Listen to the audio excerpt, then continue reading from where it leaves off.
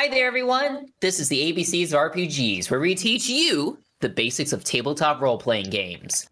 I, in this Call of Cthulhu game, is what's known as the Keeper of Arcane Lore. I am joined by my investigators, Dalton. Hello, I'm Dalton, and I'm dealing with Discord and OBS being mean, so...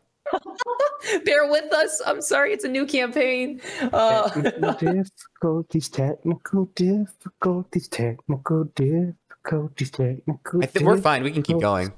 All right. Okay. Next up, we have Dan. Hey, Dan. Hey, everyone. I'm going to be playing as myself. Also, I'm going to be muted for most of this, and you're going to be seeing me blow stuff into tissues. So, okay. I'm kidding. I'm kidding. No, I'm just... The seasons are changing. Like right now, you know? Yeah. It happens. Everybody gets sick. I'm getting over one myself. I'm finishing up being sick. Oh no, is everybody getting sick? Oh, if you guys need breaks or if you're feeling, if you need a moment to kind of like catch your breath or get water, just let me know. Wait, see, I muted for that. You didn't want to hear the elephant sounds on the other side. Yeah, exactly. All right, next up after Dan, who's playing himself as an investigator, we have Justin. Yeah. What's up, everybody? I'm Justin. Pronouns he, him. I'm playing Leo Quinn, a totally legitimate businessman. He's not a legitimate businessman. And lastly for today, we have Ashley. Hi, my name is Ashley. My pronouns are she, her. I am going to be playing Irene Whitmore, a flapper girl from the 1920s. She doesn't have a job. She lives off of her family's money. So that's nice for her. But yeah, so that's Irene. Her job is life. Her job is dancing. Her job is revolution, all right? Yeah. And our last person is Christian. He normally joins us. He was in our D&D Essentials kit. Unfortunately, he couldn't make it today. He lives in Florida and was hit by Hurricane Ian. Thankfully, he is A-okay. He's doing fine, but he is without power. So whenever he gets power, he will be joining us in the future, which will be a great time for us to talk about how to reintroduce new characters or characters who have died. So, but as of right now, he will be playing someone named Butcher Blevins, which you can see by his token. I'll wait till he gets back. So that'll be a mystery for you guys to find out more about Butcher Blevins until Christian gets back and can introduce his character. But Dalton, did you want to talk about your character at all, or are you still messing with technical difficulty stuff? I should be good. Okay. I think we're fine. Everything looks good. Okay. I mean, I could talk about Marvin. Yeah. Last name Martin. Phone. Okay. Here, you're good? When you lock your phone, it should pause any video playing. It shouldn't just like continue playing with the phone off. That doesn't make any sense to me. The good news is I didn't hear anything. So yeah, well, the volume was low. So Marvin, last name Martin, is a younger mid-20s individual who happened upon a large amount of amateur radio broadcasting equipment. Happened upon. And he has been broadcasting some heavy truths over the waves, vis-a-vis the existence and influence of extraterrestrials on United States culture. These definitely exist. And Definitely. They're definitely 100%. out there, and the world needs to know. That's right. That's Marvin. You have a dedication to the greater humanity and let them know about That's right. the Marvin's got the bull sessions. That's the bee's knees about the spaces. Oh, By the way, perfect. those are both actually real 1920s slang. Oh my goodness. Yes, bull session is an informal group talk or discussion. Oh, that's great. Perfect. All right. Well, like I said before, we are playing this campaign. We are playing Call of Cthulhu, specifically the starter set. If you joined us last session, we did our session 0, where we each of us kind of built our characters and not only built our characters, but kind of gave like an introduction to some of the rules. Today, we are playing one of the adventures, the second adventure included in the starter set for Call of Cthulhu, which is called Edge of Darkness. The greater picture here is that it is set in the 1920s, specifically, I believe, the summer of 1923. Yes, in Arkham, Massachusetts. Most of the characters here are either visiting Arkham, Massachusetts, or have been living in Arkham, Massachusetts. And the current adventure hook, which is what I'm going to read to all of you right now, is this. You have recently each been contacted by Rupert Merriweather, an aging man you have known for some time. Merriweather is unwell and seems not long for this world. He has asked you to meet him at St. Mary's Teaching Hospital in Arkham at 1 o'clock on Thursday. You haven't seen the man for quite some time, so this urgent summons appears to be quite important. Perhaps he has something to tell you before he dies. And with that, we're going to go ahead and transition. Delta, I'm going to move on to the hospital map. Okay. And make sure everything's working for that. And while we're doing that, I want to tell everybody, so maybe you, all of you already know your characters' backstories and how they met Rupert Merriweather, but I want to give some fresh examples because many of you might not know too much about the Call of Cthulhu world and stuff like that. Not everything happens in Arkham. But this adventure does. Specifically, you could have many different ties. Ashley, can you try like switching your audio and such like that? Yeah. Thank you. But anyways, so you can have many different like connections to Rupert Merriweather. One of the main things that Call of Cthulhu's starter set kind of introduces to you is that all of you could be part of a kind of like, not secret society, but a college society called the Society for the Exploration of the Unexplained, or the SEU for short. They're an extracurricular society based at Miskatonic University in Arkham. I hope I pronounced that right. I'm sorry if I didn't. It was founded in 1889 by a group of professors and students who had a mutual interest in the unexplained phenomena. So, like, this kind of association, this kind of society is kind of like a, it can be anywhere from, like, college age all the way to older professors and stuff like that. Maybe you went to Arkham when you were younger, or you got somehow started in the society. Maybe they've sent you on a few investigations or whatnot. Maybe you've seen some stuff. Maybe you haven't. In the starter set, it kind of recommends that maybe you haven't seen anything yet. So maybe a lot of these were false leads, but that's one of the reasons you could be introduced to Rupert Merriweather. If you were as a part of the SEU, you know that Rupert was a part of the society, but he did have a splinter group that he broke off with and did other stuff with. You may not know much about that splinter group, but you know that he was a part of that. To everybody else, fill in the blanks with however you want to know Rupert Merriweather. A lot of the stuff is kind of like up in the open, so go ahead and if anybody has any ideas already about how they know Rupert, go ahead and tell us. Does anybody have any ideas of how they may have known the aging Rupert who's dying on his deathbed? Ashley, I see you. Yes, Irene is Rupert's granddaughter. Aww. So that's how nice. she knows Rupert. She wasn't really the closest with Rupert growing up. That's she's a Whitmore, he's a Merriweather, so it's her mom's dad, and her parents didn't really want her around him because he's kind of a kook.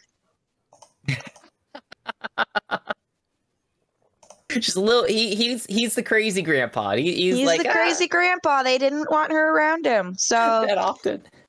Not that often. So she doesn't know him very well, but he's family. So even if her parents weren't super thrilled with her being around him, she's still gonna go say goodbye on his deathbed.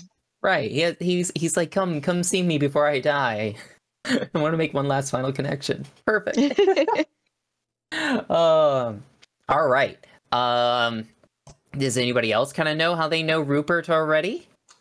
Yeah, I mean, I wrote some ad copy for the guy like a couple years ago. Yeah. Like he had one of his businesses, or I don't even remember what it was. He hired me. I did the work. It was good. Did a couple of jobs for him, but I didn't know him that well. I have no idea why. Like, I mean, I knew the guy, but I didn't know him like that. Like, for him to call me to his deathbed. So I'm a little confused. Yeah, why he'd be calling you? Yeah. I mean, I can't say no, right? Dan's dying. So, yeah, I have to go. Maybe the ad copy was for like maybe he didn't give you all of the details, but he like wanted to keep it as vague as possible. Maybe he was looking to hire somebody, but he didn't give you exactly what they'd be doing, just somebody who was willing to like somebody who was willing to do some business on the low end, just like, and this is like in the back of the newspaper type deal, like way like down below, and like somebody who's like can kind of keep some jobs. Yeah. Are you saying I'm willing to take on odd jobs? I don't know, maybe. Remember, I'm playing as myself, Spencer. Oh, I know. Okay. So Tread perfect. carefully. Dan knows Rupert from like not any familiar ties, but doing some ad copy for him, putting some newspapers out looking for people and kind of helping him get some nice written copy for that. Perfect. Dalton, does Marvin or Justin, does Leo have their connections ready yet? Yeah, Leo's ready to go. All right. How does Leo know Martin? Leo knows Martin because they're business acquaintances. He's got a nice house. He throws little private events, little soirees. You need some muscle. Leo. Well, Leo, he has some guys that maybe work some security for him sometimes. They bring stuff over. Because Prohibition's put a real damper on the party scene lately. So So has to keep it on the down low. Yeah.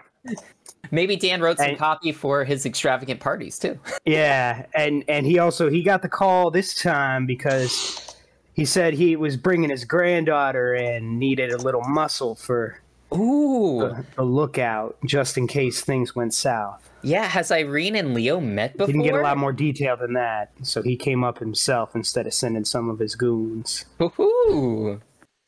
Irene and Leo have met in passing before at one of the other parties, but never like sat down and had a conversation. Got it. Yeah. Yeah. That's what you call a professional boundary. Professional boundary. Perfect. All right, Marvin, what about you? What was his last name again? Rupert Merriweather. Merriweather. Weather. Yeah. Okay.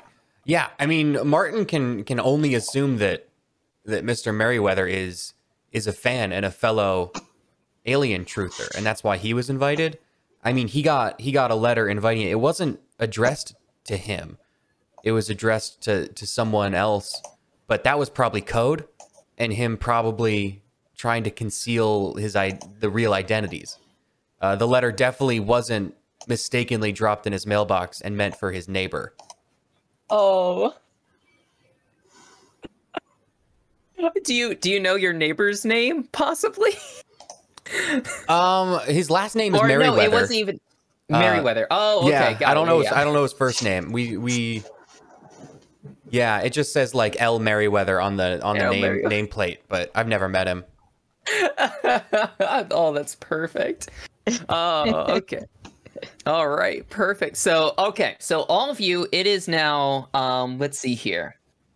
It is 1:00 on Thursday, and all of you kind of like run into each other right outside the hospital room. I'm not sure if you guys can see the map right now, but can each of you kind of see the map, and are you able to control your tokens?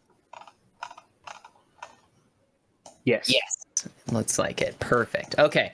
So before we go too far, Spencer, I can see my token's name. I can't see anybody else's token's name. Do you know if there's a way to adjust that or not?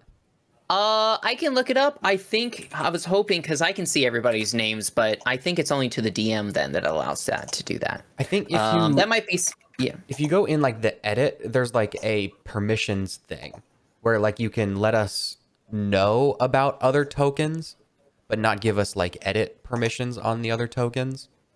Okay.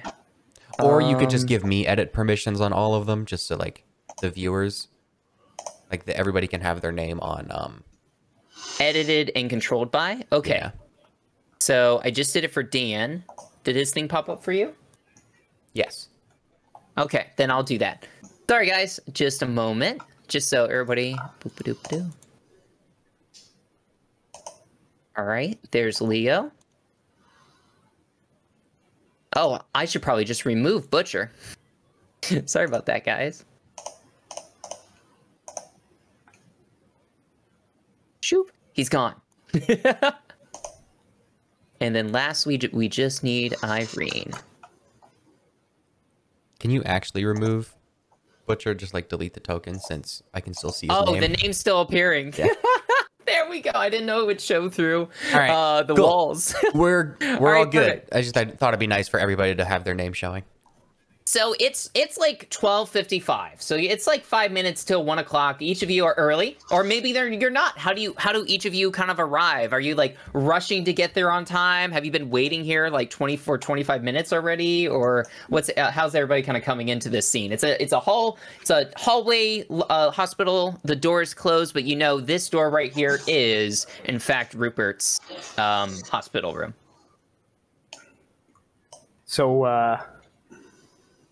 So, Leo, you might already be there. You might be like Leo, guarding the room. yeah. Leo's there, and he's got a guitar case, just kind of at his side that he's leaning on. Yeah, he's a musician by trade, I guess. I walk up and I say, I see Leo, and I think I say, is this Rupert Merriweather's room? I don't know anybody by that name. Who's asking? Yeah, my name's Dan Wanamaker. I used to do some work for Mr. Merriweather. He sent me this letter asking me to meet him on his deathbed. Hey, Leo takes the letter from Dan. He looks at it, sees that the signature is legit, and goes, I didn't know you was a business associate. All right. Yeah, this is him. Head on in. Don't get scrappy while you're in there. I don't know what you mean by scrappy, but okay. And I go in. Cool, perfect. Has anybody else arrived as well? Yeah. Green shows up at like 103, so Okay. I can burst through the door. I've got like papers and like books. I would like it's like a well-worn copy of War of the Worlds. I've got like issues of, I don't think Amazing Stories was until later, but like whatever equivalent sci-fi magazine was being published at the time, and they're all like torn up and ratty, and like the bindings are broken, and like pages are flying everywhere, and I come like bursting through the door, and I walk up, and I'm like, and I try to like, I start to like walk right into the door. Do I get stopped, I guess? Oh, hey, where you going there, Chief? I'm going to see Mr. This is Merriweather. a private room. Mr. Merriweather. Yeah. How do you know Mr. Merriweather? Well, I don't know him, but he sent me this letter, and he says that he needs to see me. Another letter. We got ourselves a party. All right, head on in. And I enter. All right, perfect. And then, Ashley, you said Irene gets there at 1:03? yeah, she likes to show up fashionably late, but not too late because he's on his deathbed and she doesn't want him to die before she gets to see him. Yeah. And she walks up and she's like, "Oh, I've seen you before. What's your name again? I've seen you at my grandpa's parties." Yeah, I recognize you, Miss. Wait, is your surname out of character? Is your surname what again? Whitmore. Whitmore. It's different from Merriweather, yeah. Yeah, recognize you, Miss Whitmore. Go in. Nice to see you. Nice to see you. I kind of All right. curtsy to you before I go in. All right, perfect. Little nod to Cap. And I grab the guitar, I pick up the guitar case, and I head in. Perfect. All right. So, whoops, I think... Yep, I made it darker. I meant to reveal. Here we go. Here's the hospital right here. Okay, so inside you see there's like a couple curtains kind of like blocking some of the view, but you do recognize that there's two people inside. A older woman, which you, Irene, recognize as your grandmother, Agnes Merriweather, as well as your uncle, Bertrand Merriweather. So both of them are in here, kind of taking care of Rupert. You know, probably from your family association, that since Rupert was so cloistered and didn't really associate with much of his other family, that these, his wife, your grandmother, and his son, your uncle, are really the only people he kind of like associates with. He's been kind of like by himself for most of this. But you guys kind of enter the scene. You see the older woman who looks to be about Rupert's age, like just crying, sobbing. She's looking at like Rupert, and Bertrand's just kind of like has his arms crossed and kind of scowling. Like as you guys like walk in, he kind of looks over and he seems kind of shocked that you've arrived. But as soon as you guys walk in, you hear a faint voice go, who's here? And Agnes kind of like turns around and looks at all of you and goes, I think it's who you called for. He nods like slightly. He's not moving off of the bed. He just kind of nods. And he kind of like moves his hand up to kind of like in a dismissing manner. And you see both Agnes and Bertrand kind of just start walking towards the door. Agnes, sobbing, is barely looking at any of you. And Bertrand is eyeing you as he's like walking by. Before they leave, I'm gonna like go up to my grandma and be like, "Oh, grandmother, are you doing okay? He's not doing so well, is he?" Irene, I don't think he's gonna be here much longer. Oh, I'm so sorry, Grandma. And I give her a big hug. And she hugs you back. She goes, I know he has some sort of business with you. He wouldn't talk to me about it, but just help him. He needs all the help he can right now.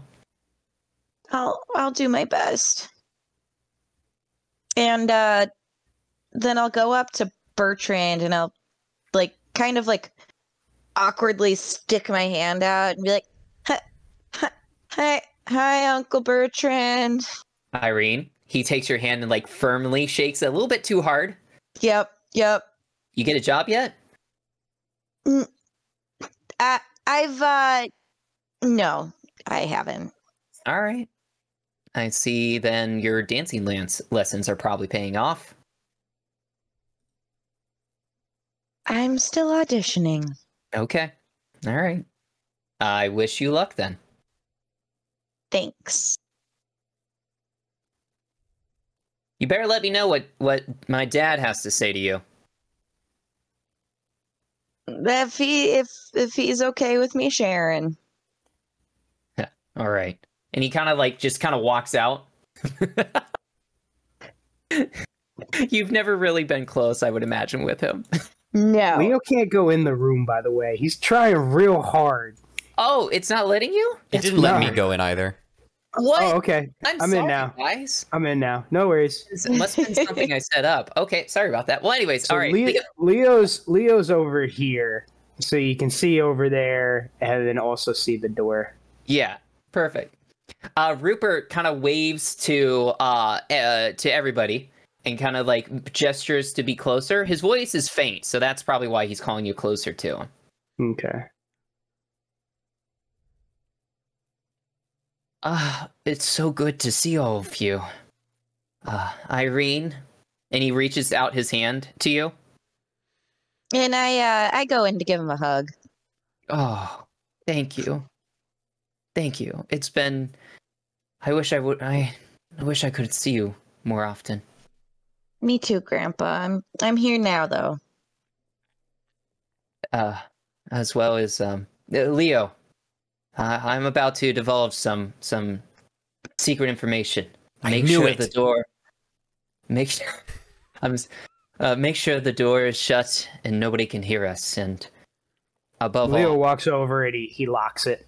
yeah, If perfect. there's a lock. Yes, there is. There is a lock. Okay. So he's gonna lock it, and he brings his little. He really holding on to that. Yeah. that guitar case. He turns over and he goes, Dan. And he squints his eyes at Marvin and he goes, Larry, Dan and Larry. Oh, thank you so much for joining us today.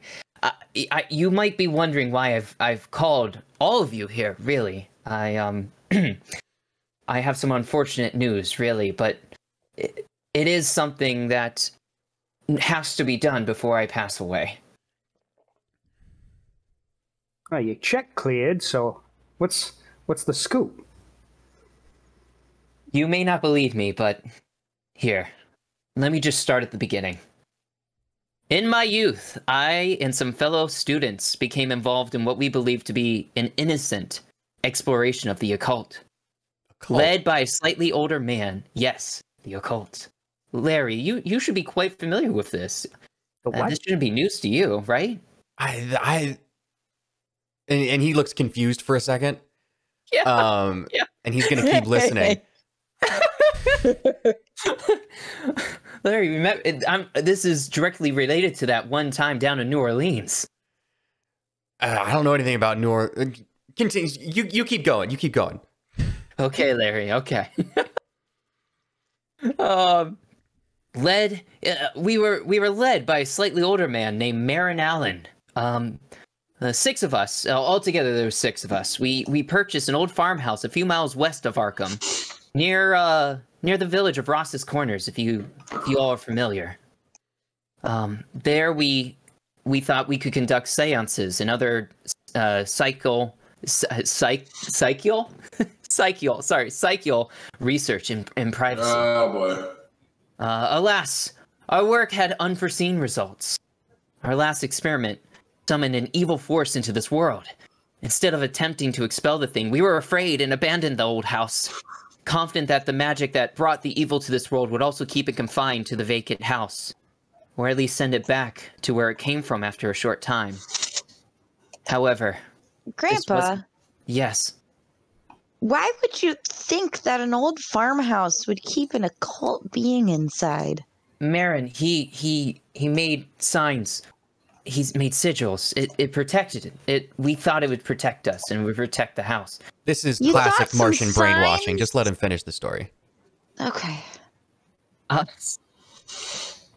Sorry, I just realized what you said. I am the last of the group. I fear that upon my death, the thing will go free and wreak havoc on folks thereabouts in Ross's Corners. I am too old, too ill, too much of a coward to go back to that house and try to banish the thing myself. I know, or at least I hope, all of you, from my experience with you, have much more courage than I ever have.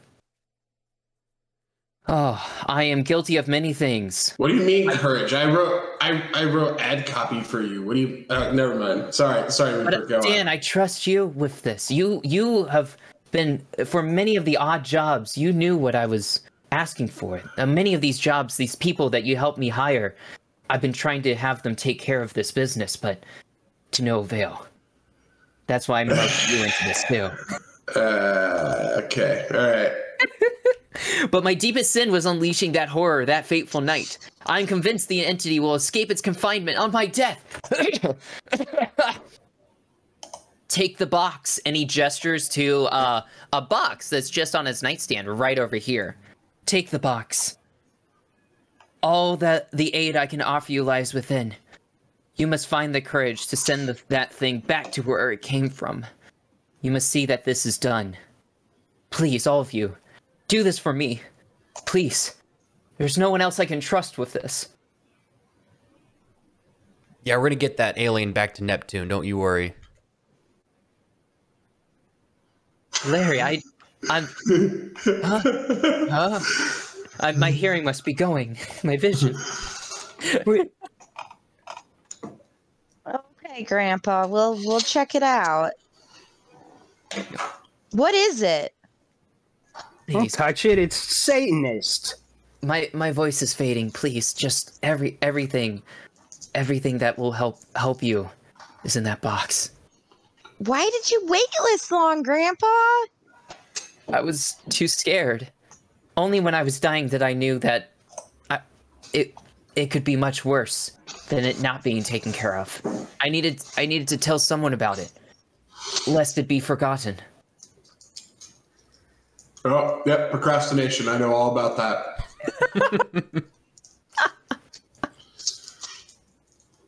Yeah, don't worry, man. We'll take care of it. You just you go on. You go on and do your thing. All right, what are you guys doing? Right. Open the box. You open the box? Okay. You go in and grab the box, but before you can open it, Rupert is choked up in a sudden spasm. He kind of like doubles up and he groans and he starts coughing even louder than what he was doing before. He actually spews forth a huge gout of blood. And spits it up on you, Dan, because you're closest to the nightstand. Everybody must make a sanity roll right now. So if you remember from your character sheets, and what I can also show you guys, if you click into your characters in your handouts tab, you can actually, the first tab is your bio and info, but your second tab is your character sheet. So in that second tab, you should be able to fill in all the information that you already created last week for your character sheet. Uh-oh. Was that a bad sanity? Oh, was that higher than your current sanity? Yeah, I'm gonna go ahead and just spend the luck. To Wait. get it down. Well, maybe you don't have to spend that much luck right now. Okay. Maybe I'm just saying this is your first sanity roll. And just for everybody else at home, and since you guys are new, spending luck is definitely really big and something you definitely want to do for like bigger roles and stuff like that. But sanity loss can be different. So like depending on what you witness. This is just Rupert, who you know was a dying man, just coughing up a little bit of blood. So just to let you guys know, if you are passing, you don't lose any sanity at all. But if you do fail this roll, since it's like a minor like sanity thing, you actually only lose 1 sanity point. So it's not a big thing to lose. Yeah, and that's why I was stopping you there, Justin. In the future, I'm probably not going to tell you whether it was a big sanity loss or not, but depending on the event, could affect the amount of sanity you're going to lose. So, like, what's Leo's current sanity before he loses the 1 sanity? 70. 70. So it would have spent 18 points, which is a good amount of like luck to spend towards it. But like I said, in this instance, I didn't want you spending 18 points of luck to negate 1 sanity loss. So that's why I was gonna. I mean, yeah, and I'm just kind of like helping you out with this so far right now, just because we're starting out on a brand new tabletop RPG. So. All right. Well, cool. Thanks. So 69 is my current. All right. Nice. Nice. But yeah, for everybody at home, what that was is in Call of Cthulhu, there is a sanity kind of meter that may go down as the players kind of encounter horrific things, such as Rupert Merriweather doubling over and spitting blood up. That's like provoking a sanity loss. Not big enough to create madness or anything like that, but still significant enough. So what everybody does, and if you're coming from D&D, think of this kind of like your D20 roll. They roll a percentage dice. So they roll basically 2 D10s, one with the double digits and one with just the single digits. Kind of compare their rolls. We're using Roll20, so it's a little bit different. But we kind of compare our rolls to what we currently have dished out in our stats. And if you roll under what you currently have, then you passed. But if you roll over, then it's a fail. And so that's why Justin normally has a 70 of sanity, but since he rolled over, he did get that sanity loss. How did everybody else do? I Green passed. passed. I Pass. lost. Oh, Marvin lost 1 sanity as well, unless you want to spend those luck points. I don't think I want to spend the luck points. Okay. I do want to point out for anybody who is watching the stream who may not be familiar with this more kind of D100 system, some of your DMs who have lots of dice may actually have a D100 on hand. However, if you don't, most of your dice sets should come with what's called percentile dice and a D10. The percentile dice are the D10s with the 2 numbers on them, and the D10 is the 1. You roll both at the same time. In case you're unfamiliar with how this usually works, 000 is 100, and in this case, in this game, it's a crit fail. That's like rolling a 1 on your D20, if you're more familiar with that D20 system.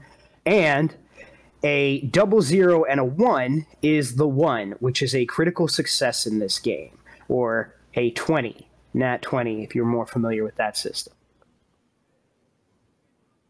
Thanks. Sorry, I just wanted a little point of order there. Oh, that's perfect. That's great. Thank you for covering that, Justin. If there was inspiration points I could give you, I would. You get anyway. temporary luck? Oh, I'll think That's about kind of that. for people who also aren't familiar, luck works a little bit like inspiration. It's not a 1-for-1, but anyway, sorry. Yeah. Continue with the horror. So after, yes, go ahead. I just when he coughs up blood on me, I just want to be like, well, crap. And I look at Irene and I say, hey, someone, we might want to go grab your grandmother. And I kind of walk out. Yeah, he Run to the door also. Perfect. Rupert falls back and he seems to just kind of pass out. Leo puts a bandana across his face.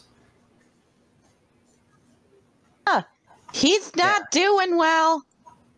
So Agnes comes in and goes, Rupert, and then runs over and is like trying to like wake him and stuff like that. Bertrand, you see, dash down the hall. I kind of pull the bandana off of my Grandpa Merriweather's face, and I look at Leo, and I'm like, "What? He's not dead yet." Yeah, but he's sick. Look. And I use the bandana to just kind of wipe his mouth off. You come back from the war, you find out your parents died of Spanish flu. I'm covering my mouth, all right?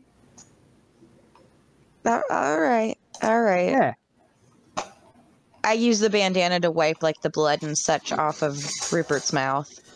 Yeah, Yeah, go ahead, Dan. I just want to find a nurse and get a change of shirt or something. I don't want to. I don't like having blood on me.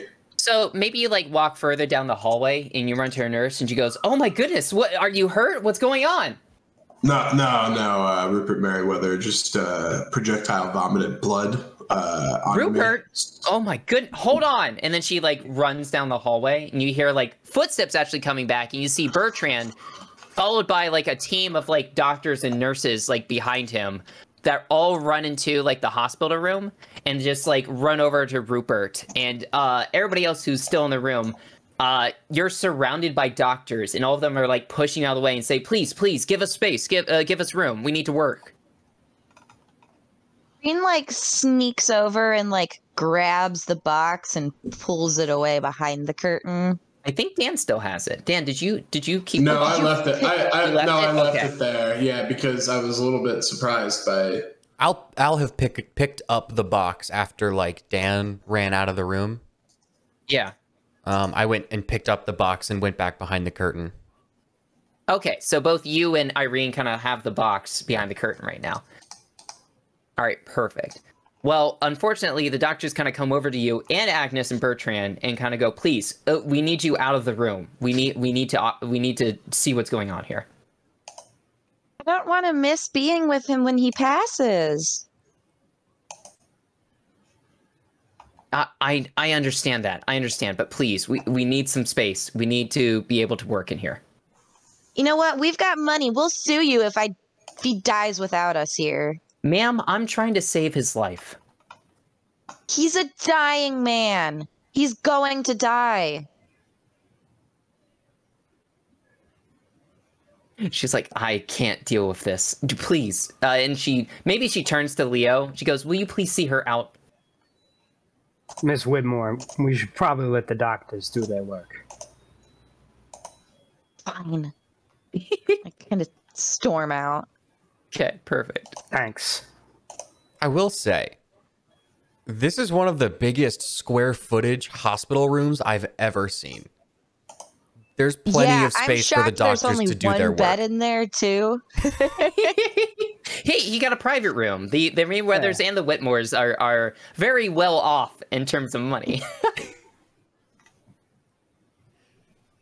Okay, yeah. So you go out to the hallway. Agnes has erupted into like a new stream of tears, even more clearly upset than she was before. Bertrand is just trying to calm her down at this point, just like, Mom, just stop, just please, you're making a scene, just calm down right now. And so he's like softly talking to her, but all of you are kind of outside, and everything. And yeah, I believe Marvin and Irene kind of like have the box together. It's pretty sizable. So like, like one person could hold it, but it's not abnormal for two people to kind of hold it. So, I mean, I set it down on the ground. I'm not gonna just carry it. Like, if it's too big for like one person to carry, it's one person can. Yeah, but it's like I'm like leaning back. I'm like into it. I'm setting that on the ground. Okay. Larry, was it? Marvin. I'm so sorry. How are we related again? Oh, we're not related. I just assumed that Mr. Merryweather is an avid fan of my broadcast. I almost said podcast. Aren't you Larry Merryweather? No. My name is Marvin Martin. I can only assume Larry Merryweather was a code name. No. I've definitely seen Larry around, I thought. Really good code name. Are you sure we're not related? I can't see how. I mean, I've never seen you before. Why are you here? Well, I was at Mr. Merryweather gave me the letter. He said he had some grand cosmic truths to reveal to me. I can only assume it has to do something with Planet 9. Fun fact, Pluto wasn't discovered until 1930, so we don't know about Pluto yet. Leo, I don't think this man's supposed to be here. I think I'm exactly where I'm supposed to be. He had the letter. And I go to open the box. All right, perfect. Inside the box, you see several things. You see basically a deed and a key, which you might reasonably assume is to the property, the farm property that Mr. Merryweather was talking about. You see a folded letter, a folded letter, a sarcophagus-shaped box, and a slim journal. I unclasp, unwrap whatever I need to do to open the journal. Yeah, okay. So you look at the journal first? Yeah. Perfect. All right. Briefly looking at it, you see that its entries date from June 1876 to May 1881. But it's a little bit faded, so it's gonna like you're gonna have to make a language English roll to like understand it. And it's gonna take some time to kind of parse through all of the entries. Like, probably. I mean, like, you could do it right here in the hospital, but somebody might run into you, or it's gonna take a while. Also, my English is like super high, so. Ooh. Yeah, I mean, is there like a waiting? Dan should look at that. Well, I mean, I guess Yeah, give it to the journalist. All right, yeah, that makes sense. And I hand over the journal. Yeah, at this point, I'm back. By the way, with freshly changed scrubs, or like I swapped You're out. in So scrubs. I'm Love it. wearing like my suit jacket, right? Because he didn't get blood on the jacket. Yeah, He got yeah. blood on the undershirt. Yeah. So I took that off, and I'm wearing like scrubs. But then I put my suit jacket on over the scrubs. Over the scrub top. Yeah, and like I'm wearing my pants. Do they have? I mean, because Dr. Scrubs would have been Nurse Scrubs, right, in 1922, because misogyny. Sorry, I shouldn't laugh at misogyny. Did Sure they did. Because they had to have something in the OR. right, some sort of like whatever. All right, so yeah, I'm wearing that. And I grab the journal and I say, okay, all right, let me see if I can scan this thing real quick. See if we can pick out some good parts. Yeah. Okay, so my my English is my education score, so I got a hard success. Perfect. You are going to be able to read the journal a bit faster than the normal time it would take to parse through it, but we're still looking at like 2 hours time of dedicated reading. Okay. All right. So it's yeah. We'll parlay that roll. Yes, you keep your success and everything. You're just gonna have to maybe do this later. Okay. Yeah, I just say, yeah, it looks like I can understand this. It's not written in some weird language or anything. Yeah, I can look through this later. What were the other Was things there- in the box? A key, a deed? Yes. The deed and key to the house that you would assume is the farm property Rupert mentioned. There's a folded letter. I keep saying leather. Letter. There's a folded up letter and a sarcophagus-shaped box. Probably the letter then. Box? We'll do the letter first. So I'm gonna reveal to you your first handout. So, boop. This is the letter. So, if anybody would like to read that out loud, I mean Marvin was the one who found it, so or picked it out. Yeah. Let me just make the text big. Oh no. Oh no. I can I don't read know it. why yours is like that. Mine's kind of like in a square.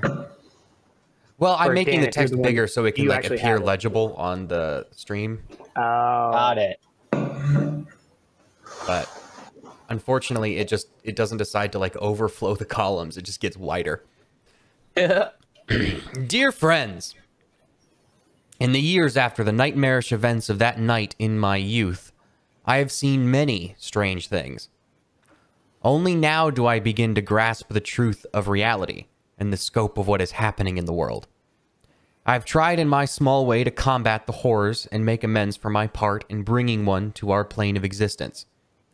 What I have left to offer, what riches and wealth I have, I will put to good use in dealing with these abominations.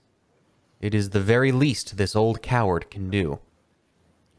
I could never make myself go back to that little farmhouse and put those events to rights. I too gravely feared that which my friends and I loosed upon this countryside. Nothing of consequence has yet taken place, but with my death I fear the bonds will be broken, and that horror freed to come and go as it pleases. Lives not yet taken already weigh heavy on my conscience. The method of delivering the thing out of this world is still in that accursed house. The translations made by Marion from the book De Vermi Mystery. I was never strong enough to take on that task, but I have hope that you are.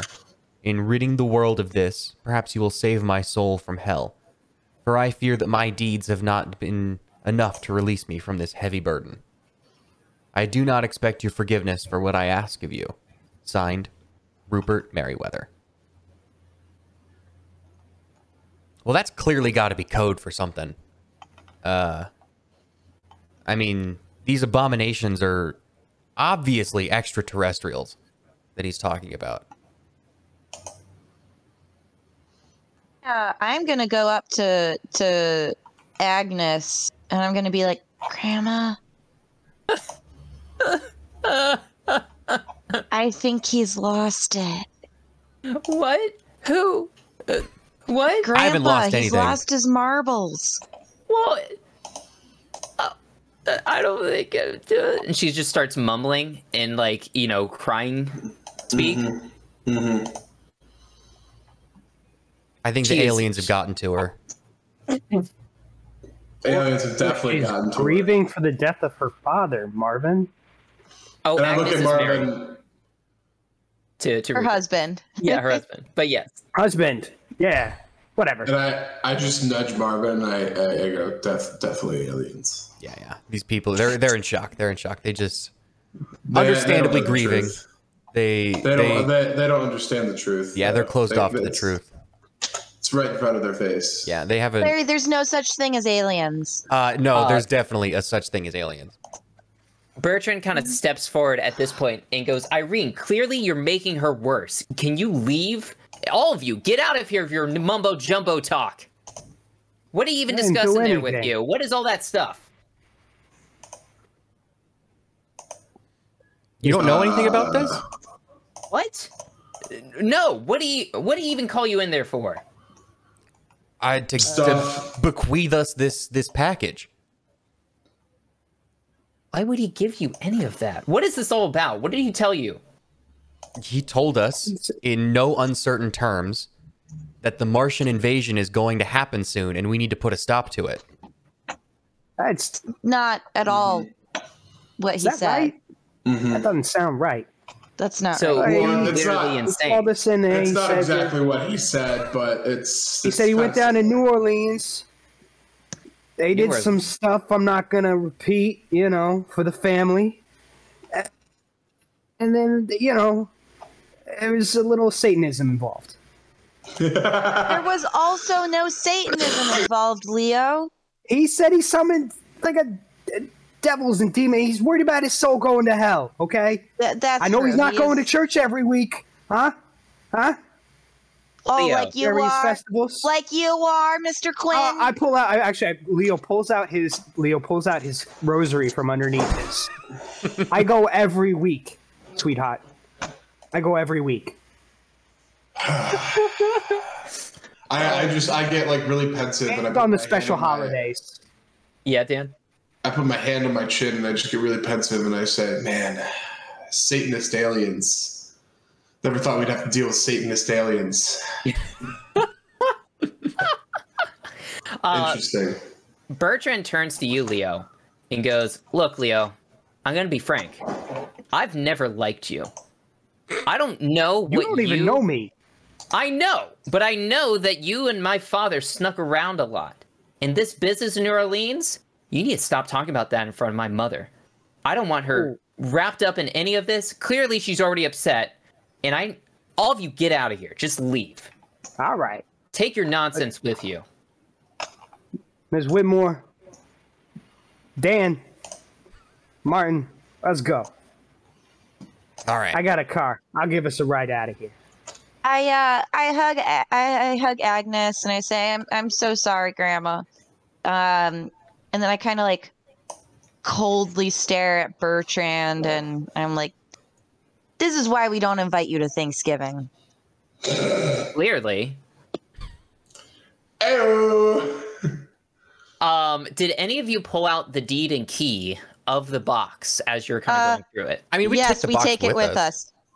Are you I thought taking we the grabbed box the whole with you? box? Yeah, we just take the box with us. Bertrand does glance at like the key and deed as you're kind of like leaving with it and stuff like that and goes, Did my father give you that? Yeah, the whole box, everything in the box. He like kind of turns away and he's clearly upset, but he doesn't say anything more. I look and say, "Well, look, man, I don't think this is a deed that you want. I think he burdened this with us and not you because, to be frank, I don't think he, you know, I mean, I think he cares what happens to us, but if, you know, it'd be different if something happened to you with what he's asking of us." So like, Get all of this nonsense out of here. Clearly, he's giving you a property that is rightfully mine as his son. Go ahead and get out of here, but stop with this nonsense. What's with the satanic alien nonsense? Clearly, you're just trying to throw me off so you can have that property to yourself. I won't let you trick my father out of this. Hey, if you want to come along, you can check it out yourself too. Yeah, I've got no qualms with that. With that, Agnes actually erupts into another cry, and he goes over to her to like try to comfort her still. All right, let's get just out of here. leave. All right, Ramblers. Let's get rambling. Cool. All right.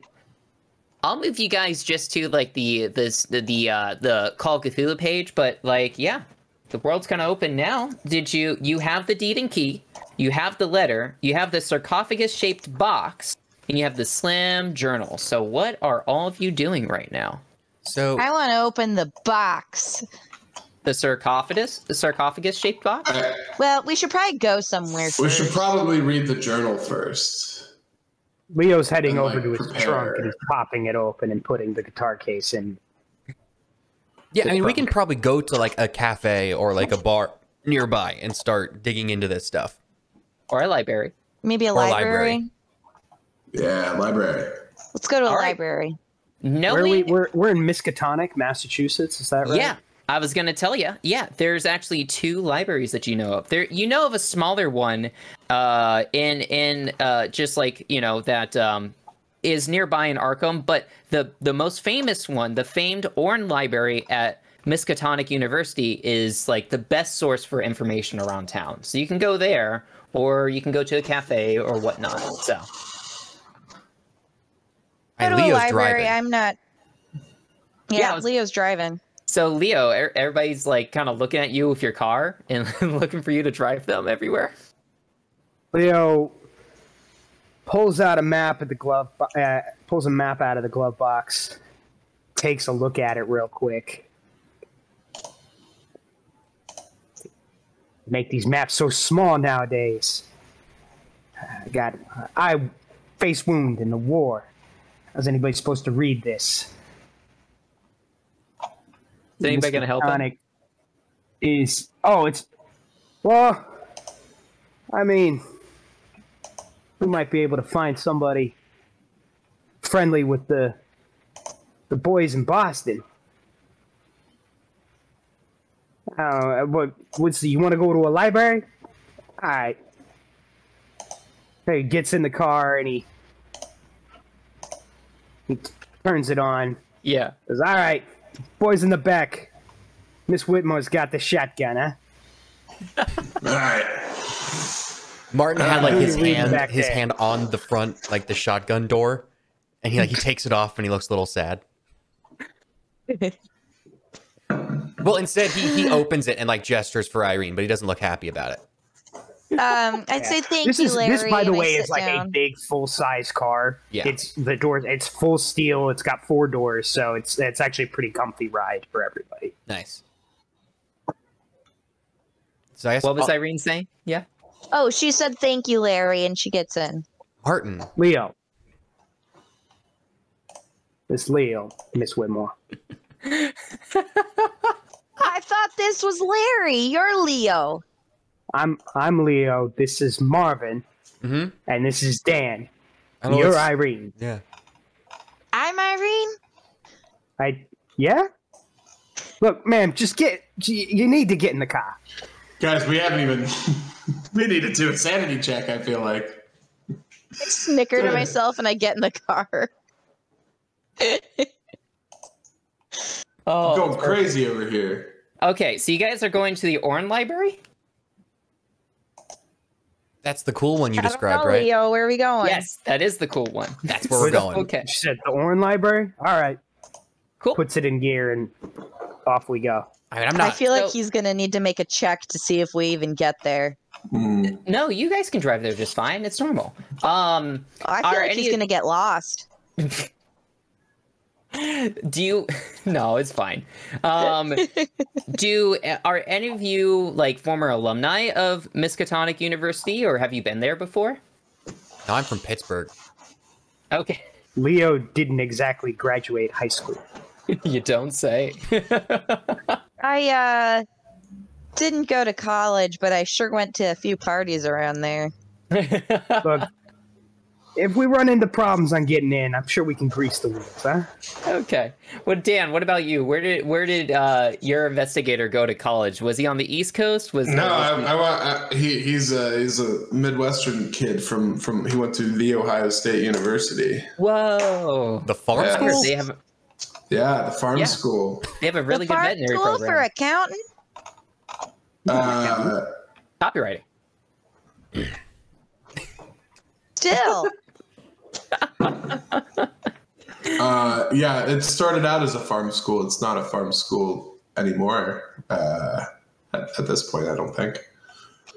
I think that's right. I think it had multiple degrees available. Now, yeah, in this time, in 1923, yeah. Yeah. So you guys get to the Orne Library. It's very easy. Like, the hours are like from 8 a.m. to 9 p.m. Monday through Friday. So it's Thursday.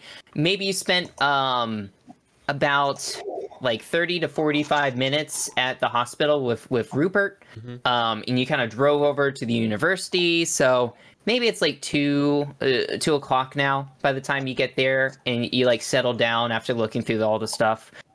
What is everybody doing? I think, Dan, you were going to peruse the journal, right? And take about 2 hours to do that. Irene, you mentioned the sarcophagus. Maybe take a look at that. Leo and Marvin, what are you two doing?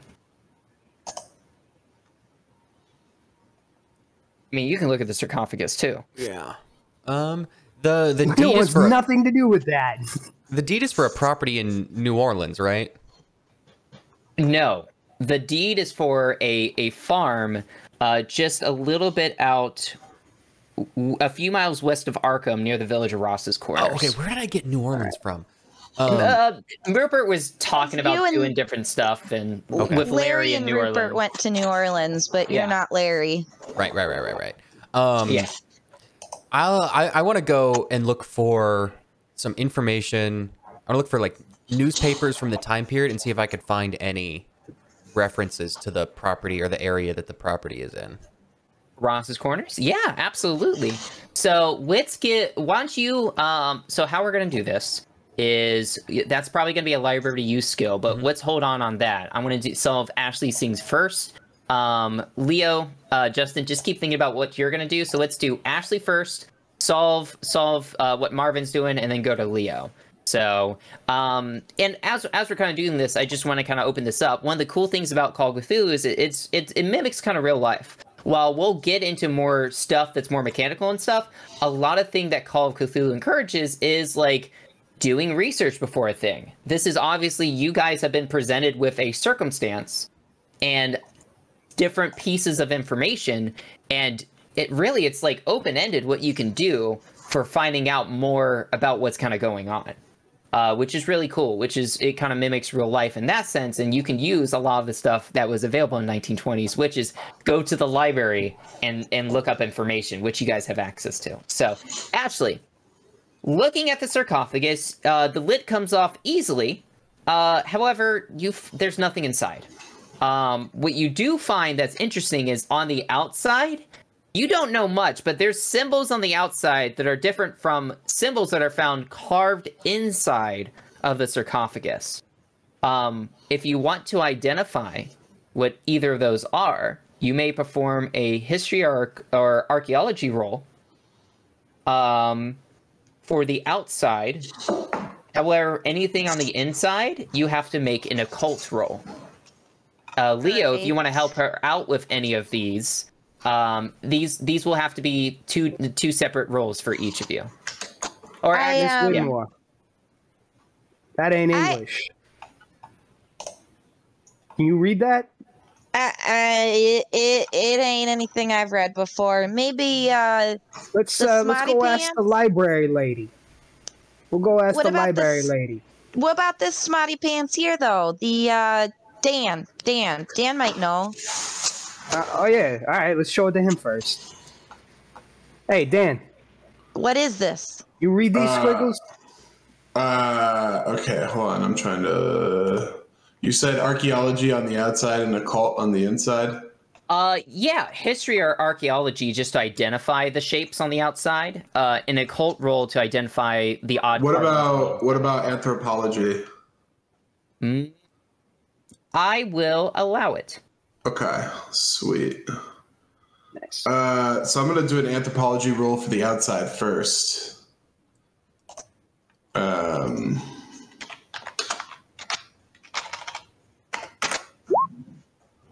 So I pass. Nice. Yeah. So you pass the anthropology, and you are, and this was on the outside, correct? And real quick, just because I think this is like one of our first like skill check passes. Yeah. I check mark that, right? Correct. And it improves. Yeah, I didn't mention this before. Everybody who's already made other skill checks and have succeeded at it without spending luck points, you may put a check mark. To everybody at home who can't see the character sheets, next to the skills, there's like a little box available for a check mark.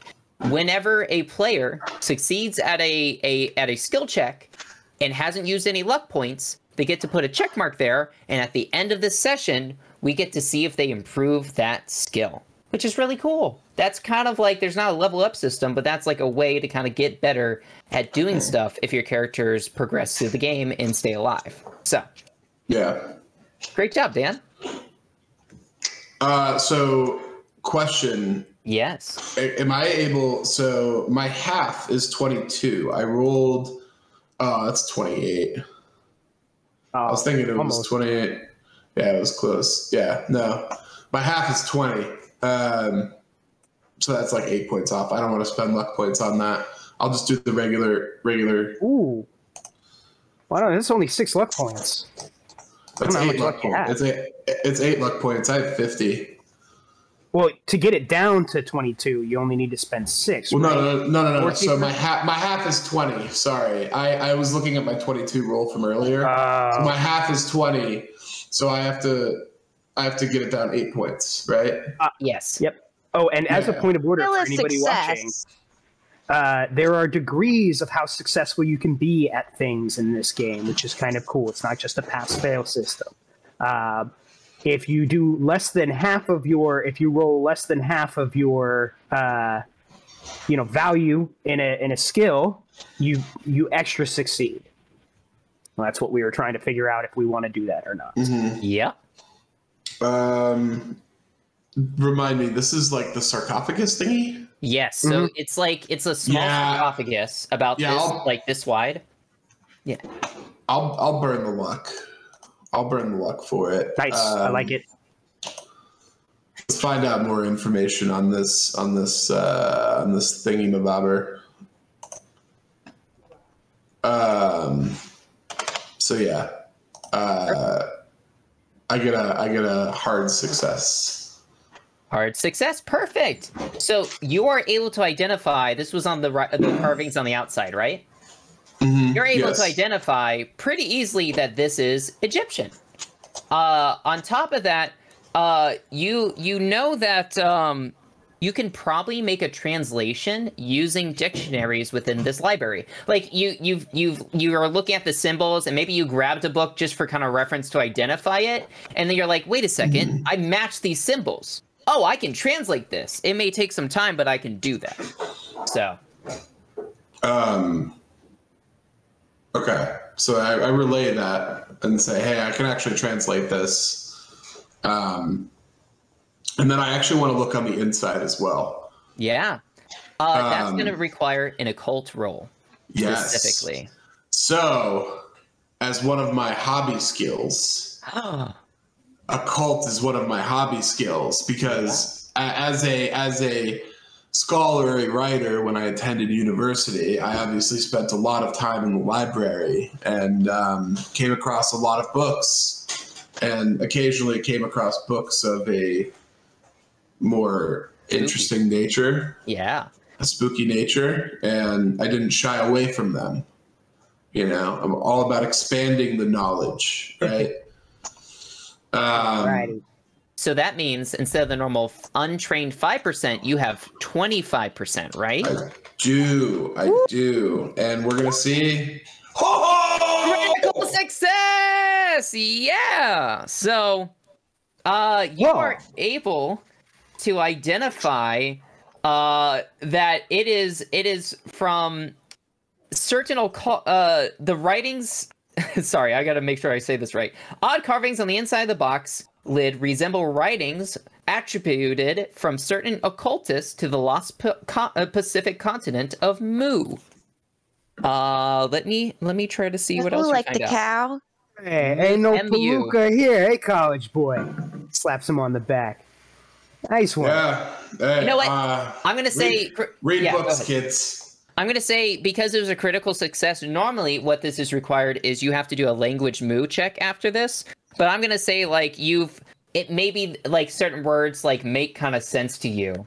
So I'm not going to translate the full thing, but I'm going to read certain key phrases that you just kind of recognize from your occult readings. Oh, Does that make sense? Yeah, hold on. I want to write this down. Yeah. Okay. You recognize that it says something about seeker and wisdom, a son of a word you don't recognize. Son, like S-U-N or S-O-N? S-O-N, son of something. So you said, wait, seeker, wisdom, son of... Yep. Okay. Deliverer of... It says deliver of, there's several words, and then water. Hold on, wait, I wrote this all wrong. Okay, just say it. All right. That's fine. I'll get this. Just tell me what they are. We'll get. All right. Deliver of blah blah blah water. Bearer of the spirits of three words you don't recognize. Child of blah, and then you see the same word seeker wisdom at the bottom. Okay. So yeah. So I relay this information, and basically I'm just like, so the outside of this thing appears to be Egyptian. I don't know what it says just yet, but I could translate it. But I'm going to guess it has something to do with what's inside, which comes from the continent of Mu. I don't really know Mu except for the words that I've read in the books that I've perused in my time in the library. And it says something about like a seeker, wisdom. It's talking about like the son of something, bearer of the spirits, like water bearing. So I don't know. It's a lot of just jumbled stuff. I don't know. You know, I can't make total sense of it, but I can pick out some pieces. Yeah, I come back with like a stack of newspapers, and I'm like, yeah, that makes sense. The Egyptians, seeing as they got help from the aliens building all those pyramids, it makes sense that they're involved somehow. And I set down a big stack of newspapers and I start flipping through them. Okay. Yeah. Why is he here? I got a letter, same as you. I mean, I don't know, but we could use his help. So, I mean... Oh, Dan, you also get something else for that critical success of the Egyptian. Okay? Oh, okay. What else do I get? Oh, well, Please that don't tell me it's a sanity check. No. You just recognize that, like, you're like, wait a second, I think I'm... you feel like you could find more information about this sarcophagus and everything else here, probably within the library. Okay, so is that a library use check? It is a library use check. Oh, boy. But well, before you do that, we're gonna rotate and cover some other stuff with everybody. Okay? Yeah, of course. I've spotlight off. Yeah. But before we keep going, You did awesome. So Dan would, on his character sheet, write down like language Egyptian and check that off. So like he would improve specifically at doing Egyptian, or just language other he would improve at. No, for the role that he used. So he was using just anthropology. Oh, yeah, he was using anthropology. And a call. Okay. And a call. I get to improve both. Okay. Yep, sure do. So there we go. Very nice. Cool. So yeah, so like Dan maybe is like reading through the journal. You guys like say like, look at this box, and he goes over, he deciphers a few things, and then maybe Dan goes back to reading the journal for a bit. So with that, let's rotate back to Marvin with his newspaper clippings. So let's go ahead and do, so you're looking for more information about the farm itself. So go ahead and give me a library use roll. Okay. I rolled a 9, which is a extreme success. Nice. My And to library everybody use at home, library use is a 50, which means I need to roll under 50 to succeed, under a 25 for a major success, or under 10 for an extreme success. very nice. I rolled a 9. Perfect. Yeah. So here's what you're able to find about the farmhouse. You know that the original owner was actually a Bradley Washington, who purchased the land to start his own farm, and he built it in 1816. He seemed to be doing pretty well. He had he raised wheat, corn, and some livestock there.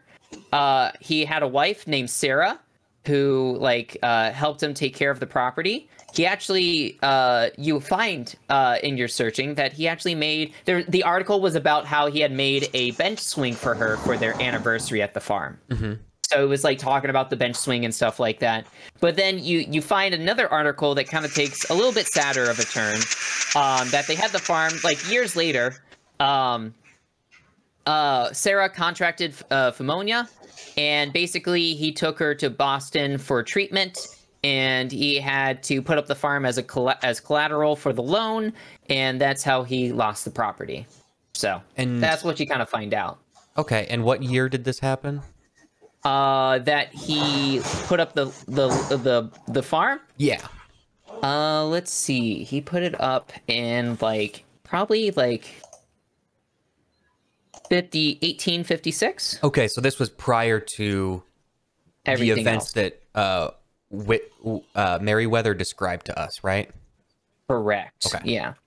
Because it's 1923 right now, and what Merriweather was describing, It was like 1876, right?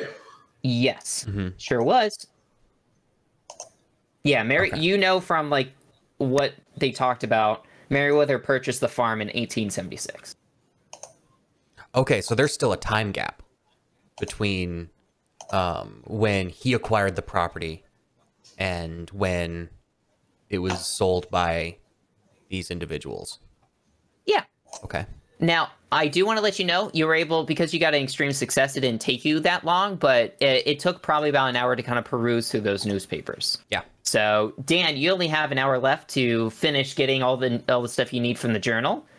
But what is Leo and Irene doing during this time period? I'm gonna try looking at the Egyptian and seeing if I can do some translating. Sure. Yeah. Let's see here. That would be archaeology or language Egyptian hieroglyphics. I mean, she's in the library. Could there maybe be books she Would could it be a find library use? about That is translation? Is That it? is- Is it? that is using the library. So Spent using dictionaries and source materials found in the Miskatonic University Orange Library. would I be able to assist her, or You could, but that means you wouldn't be working on the journal. Ashley, or sorry, Irene, do you want to read the journal, take over on the journal, and I'll start working on the Egyptian translations? I sure can try. I mean, So, since you're splitting up time, just to let you know, these things are going to take different amounts of days.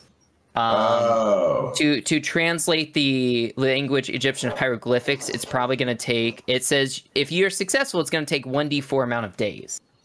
Whereas the journal's only going to take another hour. So, by diverting your time, you already got a past language roll on the journal, but now you're Okay. leaving it to go study the Then I won't- hieroglyphics, which you then can I do, but then Ashley has to make a roll to see if she can Yeah. like I won't do that then. I'll just Okay. stay on the journal. I'm not going to be able to. Yeah, I didn't do it. I mean, this passes. This doesn't pass any of my checks. Okay. So unfortunately, you're not really able to put anything together. But that's Tried, okay. guys. So I couldn't find anything for this darn box. is Leo do anything? If not, like, you guys can just kind of wait while your other members are doing stuff. Like, you just be around them while they're kind of solving this stuff. I just didn't want to, like, while they're spending time, like, hours doing stuff, I wanted to give you the opportunity to do stuff. Or, like, you could be doing other things and then check in on them, you know? So while they're doing that, Leo's actually just going to kind of pop off on his own. Yeah. And he's going to ask around town about this. What was the name of the farm? The farm itself. It's just Rupert's farm. I don't think it has a name, but it's on Boone Road near Ross's Corners in a village west of Arkham. So you can go around and ask people about that. Yeah. Not sure how many people know about a farm out west of Arkham in Arkham, but.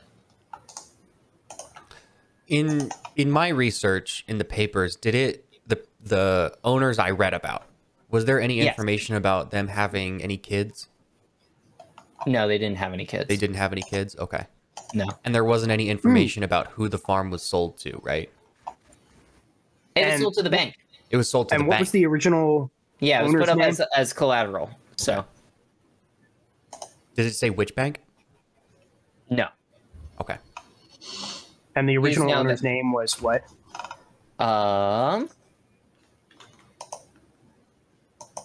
Bradley Washington. And Sarah was his wife? Yes. So Justin, probably Leo's kind of like going around, like maybe he spoke to Marvin and then like is now going around and asking people about Bradley. Yeah, Washington? I'm actually going to stop off at the librarian first. Okay. So you're going to be spending time doing that Yeah. at the library, I'm gonna- like searching for yeah. Bradley. Okay. Well, I'm going to go, oh, yeah, actually, that's a great idea. No. I'm going to go talk to the librarian. I'm not going to do any. All right, cool. Not messing with the books. Okay, cool. So, you go and talk to the librarian, and like as you're kind of like discussing things, she's just like, we can look up more stuff, but that Marvin guy, he found all the articles on Bradley that we had. It was mostly just about the property. We don't have anything else. You don't know how long you worked here? I think 10 years now. So you probably weren't working here while that Bradley guy was alive. That's a while ago. It's about 30 years. That was a lot longer than 30 years. It was like 50? No. Wait, it's 1920 now. And you said 1923, it sold 1956. Yeah, the property was foreclosed on in the 50s. Or 1856. in Wow, yeah. 1856. Oh, okay. I thought you said 96. All right. No, we're good.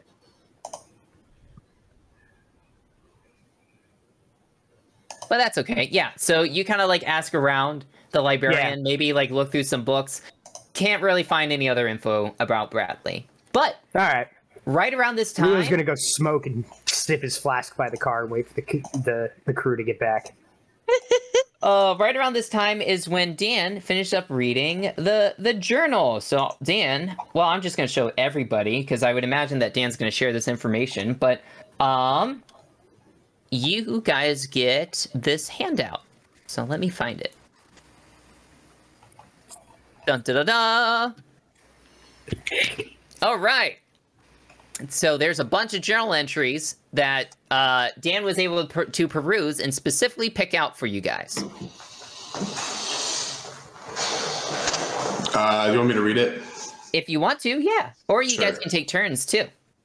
Yeah, so February 27th, 1877. This is the first entry that I found of note. Merriweather writes, Marion Allen has acquired an artifact purportedly Egyptian. It appears to be a small sarcophagus of gold.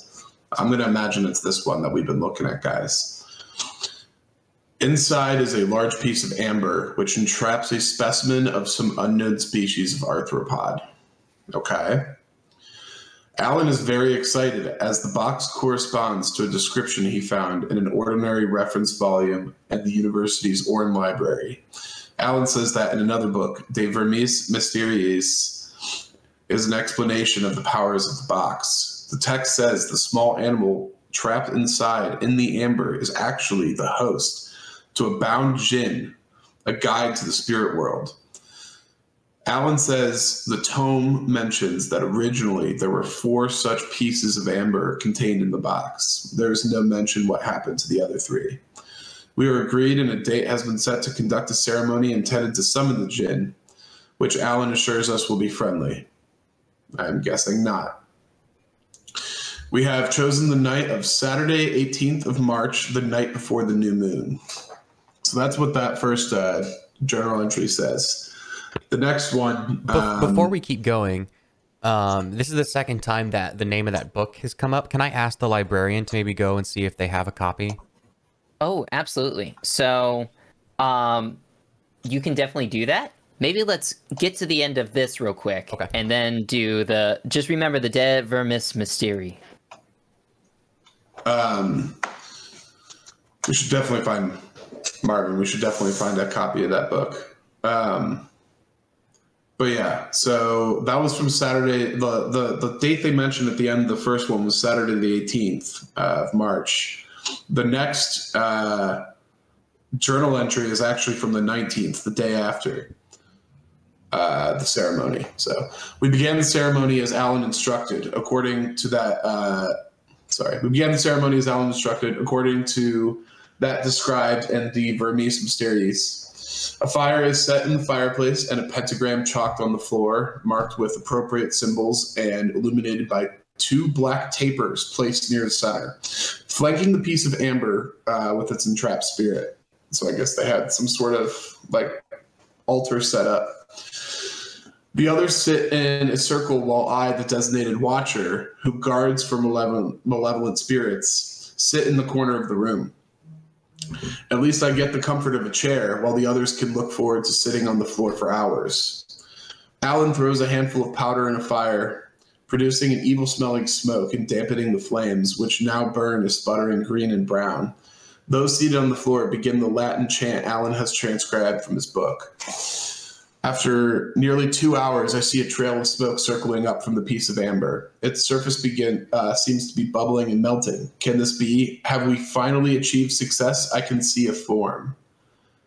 And that's the end of that journal entry. The next one is from the day after. Did someone else want to take a crack at this, or I can read. Do you want me to keep going? You want to go, Ashley? Yeah, I'll read a section. Go for it. March 20th, 1877. We have finished with our plans and have sworn a pact never to speak of what happened last night. We have satisfactorily explained the death of poor Robert and in some manner the madness of Harold. The sheriff accepts the explanation of a carriage accident. We planned it well. Robert's neck was broken in the fall, we told him. Harold struck his head on a rock when the horse's leg broke and the carriage rolled. Would it be that it was only that? For the rest of us, we will be forever changed by what we experienced last night. I will write down the true events so they are not lost completely. The thing formed in the center of the pentagram, shapeless and nearly invisible. Its terrible voice should have given us a clue, but we were so foolish. It spoke. Then Allen cast that damned powder on the djinn, the dust of Ibn Ghazi, he calls it. And that's when we could all see it clearly. Words cannot adequately describe the faceless thing with 1,000 maws. It roiled and bubbled, never fully revealing itself at any one time. So terrifying was its aspect that I was frozen in place, my pen falling from my nerveless fingers. Cecil and Allen seemed as lifeless as myself, while a short, sharp cry issued from Crawford's mouth. Robert, however, rose to his feet, and before anyone could stop him, stepped forward as though to embrace our horrible guest. With its arms, or those appendages that seemed most like arms, it took hold of poor Robert and twisted his head around as though he was a doll. The lifeless corpse was then thrown back in Harold's lap, and that's when he began that damnable shrieking, the shrieking that hasn't stopped since, even after we handed him over to the sheriff's men. We still had a chance, apparently. Alan now believes that if we had kept our wits, we could have reversed the summoning and forced the creature back to wherever it came from. But Crawford panicked and, mistakenly believing that it would dispel the creature, reached forward and destroyed part of the pentagram, breaking the seal and ending its effectiveness. Released from that binding symbol, the thing, with a screech that could only have been unholy satisfaction, was ejected from the house, disappearing out the window as a roaring, screaming wind of boiling colors. I think Grandpa lost it. If this is real, it's not boding well. If it's not real, not boding well for his mental health. Not great. Yeah, I've never heard of like an alien abduction or like a close encounter like this before. This is clearly the ramblings of a madman. Clearly. I mean, no one was abducted either. Right. Nobody was taken, no mention of like probes, no, like the way this thing was described is nothing like how Martians are described with like the big heads, gray skin. Like I can't make sense of this at all. Well, I mean, I can tell you guys that I'm a writer, and the only one that's that's really seen. I mean, I've never read anything like this before. You know what I mean? This is a new level of creativity that I mean, I don't think people just conjure this up. I don't know. Like, this seems pretty legit to me. Maybe he wants us to publish it posthumously. His novel. Maybe no, I think they let something loose. Well, we should probably keep reading. March 24th, 1877. Alan intends to leave Arkham and travel to find a solution to this crisis. He said that he intends to seek out occult scholars in New Orleans. I pray he is successful, but my hopes are not high at this point. He insisted that I be the custodian of the gold sarcophagus and not show it to anyone. What's even more odd is that he instructed me to not visit or even live in Boston. I can only guess as to why, as he will not tell me his reasoning, apart from his insistence that it is for my own safety. Marion still thinks that the thing could yet be destroyed, or at least dispelled, but none of us who remain have the stomach for such an undertaking. I hope we can find a way to safely banish it without another of us falling to its malevolent grip. March 26th, 1877. Someone else read. Okay? I'm joking on my own spit. I'll go for it. All right. We now believe that the spell we cast to summon inextricably bound the thing to the house. Alan went back this morning to retrieve some of our belongings and to store our ritual accoutrements. He says that he heard it bumping around in the attic over his head, cursing him all the while. He said that it also told him that it only has to wait us out. When we who were present are all dead, it will roam the earth freely, slaughtering and feasting. Thankfully, the warding signs are carved by Alan during better times that seem so long ago now, apparently are effective and bar the thing entry except into the attic of the farmhouse. I might be able to sleep a few hours tonight knowing it is bound to the attic and cannot harm anyone else. I am hopeful for the first time since we stupidly released it from the amber. If I told him the truth, then we may have time to seek the answer. God be with you in your search, my friend. And then the last entry. Dan, do you want to finish us off? Yeah, October 14th, 1877. I just discovered that Marion Allen is dead, and he has been dead for some months now. He was murdered in New Orleans this past August. I suspect that he spoke to the wrong sort of people about the things he has seen, and they killed him. The newspaper mentions the sarcophagus, so they may have been after the gold. That is 3 of us gone now. I must do something. I've already begun ancient history classes at university, so I believe I will try to research the problem at the farmhouse in that manner. Perhaps I will uncover an ancient secret of how to rid our world of that beast in my own way. And then it says, Robert Mencken, March 1877, Harold Copley, August 1877, Marion Allen, August 1877, Crawford Harris, January 1910, Cecil Jones, March 1919, and Rupert Merriweather, nothing next to it. So I'm going to go ahead and guess that those were all the people who were in attendance that night. And all the death dates. when they died, yeah. But also, there's a newspaper clipping attached to that page, and here it is. Can you guys see all that? Mm-hmm. Yes, yep. There we go. August 14th, 1887, brutal murder at docks, New Orleans. The body of Mr. Marion Allen, late of Arkham, Massachusetts, was discovered early this morning near the Gulf and Panama docks. A victim of foul play, the man was identified by local witnesses who said that Mr. Allen had been seen in the locale the evening before.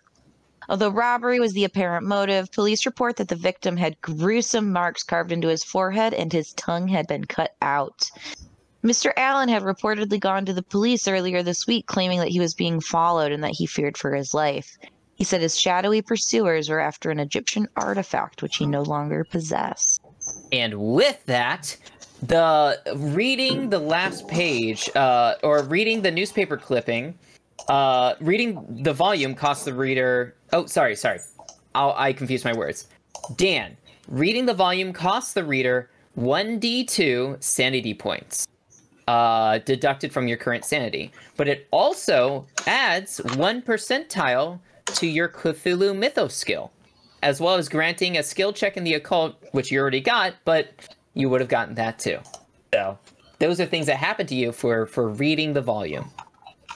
Okay, so Cthulhu Mythos, I am now at 1. 1%. Sweet. And then my temporary my sanity is, I rolled 1, so I'm at 49 sanity. Okay, sweet. Perfect. Thank you. So one of the things I wanted to make sure to reward him with, just because that's like very rare to get, I gave him some extra bonuses because there are roles to identify the language and to translate. So I said he was able to translate a little bit of it, and I gave him that info. But on top of that, I am also granting Dan the language Mu at a 5% skill. So normally, language other than what you know yourself is a 1% chance for you to make that roll. But Dan, because he rolled so well in it, I'm granting him a 5% chance in it. So, there we go. Nice. Thank you. Big time appreciate. That's like really cool. A language that like I've never even heard of before from a lost continent. Yeah. You're able to put some stuff together. Yeah. I feel like that dude from Atlantis. Milo Thatcher. Yeah. I'm like the fat Milo Thatcher. Fun fact. I picked Whitmore because of Preston Whitmore in Atlantis. Nice. Love it. That's the old kook that funds the Atlantis adventure. Nice. Yeah, so we're on the same vibes. Yeah, same vibes. Well, cool. To pick up some of the things you were talking about before we took our break, Ashley mentioned that Irene was kind of curious about all the people mentioned at the end of the letters you received in what is known what is your handout edge number 2. So she was going to do some digging for that to see if she could find out more information. I wanted to look up obituaries. Yeah. Obituaries, right. Dalton, you found some information. You noticed that De Vermis Mysterii has been like popping up a couple times. Mm-hmm. So Marvin was curious about that book and what's going on with that. So we can kind of like start doing that. Dan, I believe you wanted to start translating the hieroglyphics and such. Mm-hmm. So you're going to do that. So I think you needed a library use roll, right? Yes. So you can go ahead and roll that. And while you're rolling that, I'm going to say that these things, not to like speed things up, but a lot of these items are going to take a couple days. I'm going to say that you guys are probably like have exchanged information or keeping in touch with one another. Leo or Justin, what is Leo doing? Kind of like, let's just say during this time while everybody else is kind of looking at this information and such. Oh, Leo's not exactly what you call a super smart person. So Leo kind of asked around town if anybody had knew of any strange happenings at this farm west, or any mysterious deaths or strange occurrences. And he's liberal with the cash. He's bribing some folks for info if they got it. Yeah, perfect. Okay, cool. So using things that he has, which is money. Yeah. Go ahead, Dan. I was going to say I failed the library use roll, but I'm going to push my luck. Oh, thank you, Dan. Yes. Ooh. So anybody who has failed a roll can push their luck and maybe like find out more information or something else happening. But here's what we have to do. Before you make that roll, we have to agree on what the circumstances will be when you do this. So I have a question. Oh, go ahead. Sorry. Is Dan pushing his roll or using luck points to bring his roll down?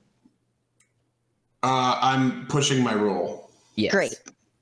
So essentially what that is Dan gets to roll the dice again. But well, Dan, I am curious of what you were going to say. I already had something in mind, but go ahead. What would you So my idea would be like I don't know, like disadvantage on I don't know, maybe not disadvantage or something, but like the story I had in mind is maybe I just get like a little too into it at the library, and maybe I'm just like, what do you mean you don't have this book with the librarian, you know? And maybe like the librarian is just like, she isn't as eager to help me anymore, you know? Yeah. Or she kicks you out for the rest of the day and you get delayed time, or... You know, funny enough, that's actually in the adventure. It says that like a lot of these like beginning roles, like library use and stuff like that, if you fail, you still get the information, but it takes longer to get it. So what we could say is roleplay. Normally, like if you would like had all the resources at your hand and stuff like that, it'd take like only like a couple hours or something like that. But since like you failed or something like that, then it would take like several days because you keep getting into fights with the librarian and she keeps kicking you out. So yeah, which is hilarious. I'm fine with that. Yeah, because like if you get a success to translate the Egyptian hieroglyphics, it would be a 1d4 amount of days. But wait a second. Sorry, I did confuse a couple things. So to translate the Egyptian hieroglyphics, you need successful archaeology or language Egyptian hieroglyphics.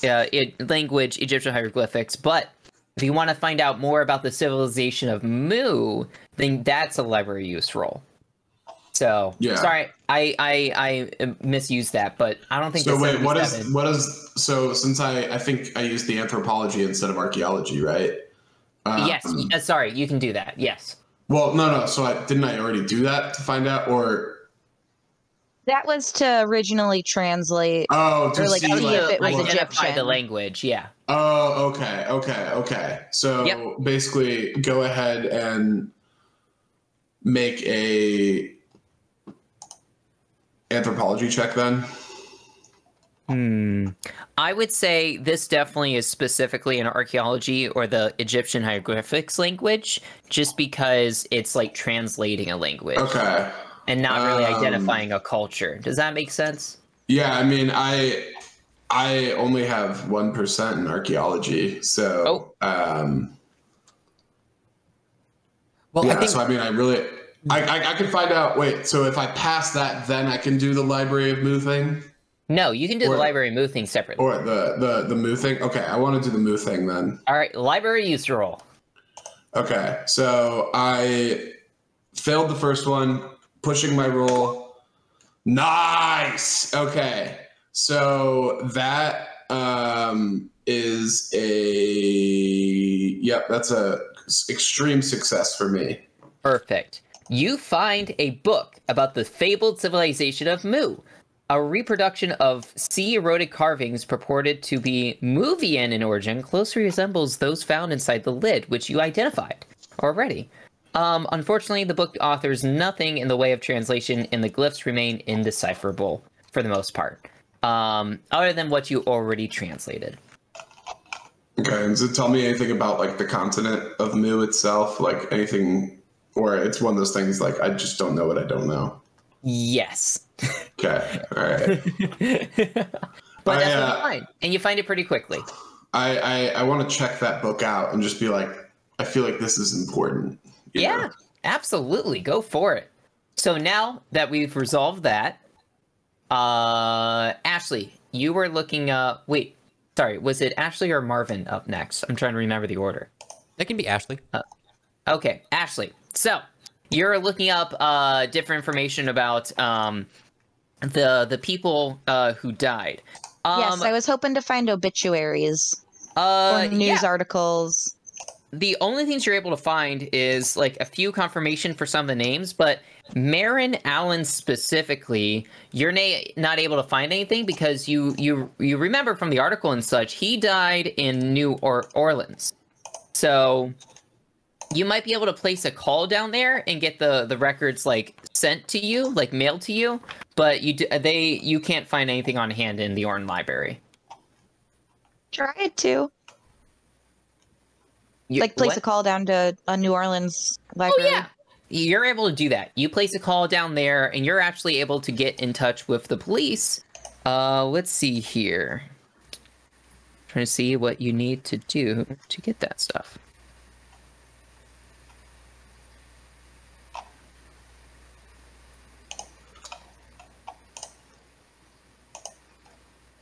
Sorry, trying to find that.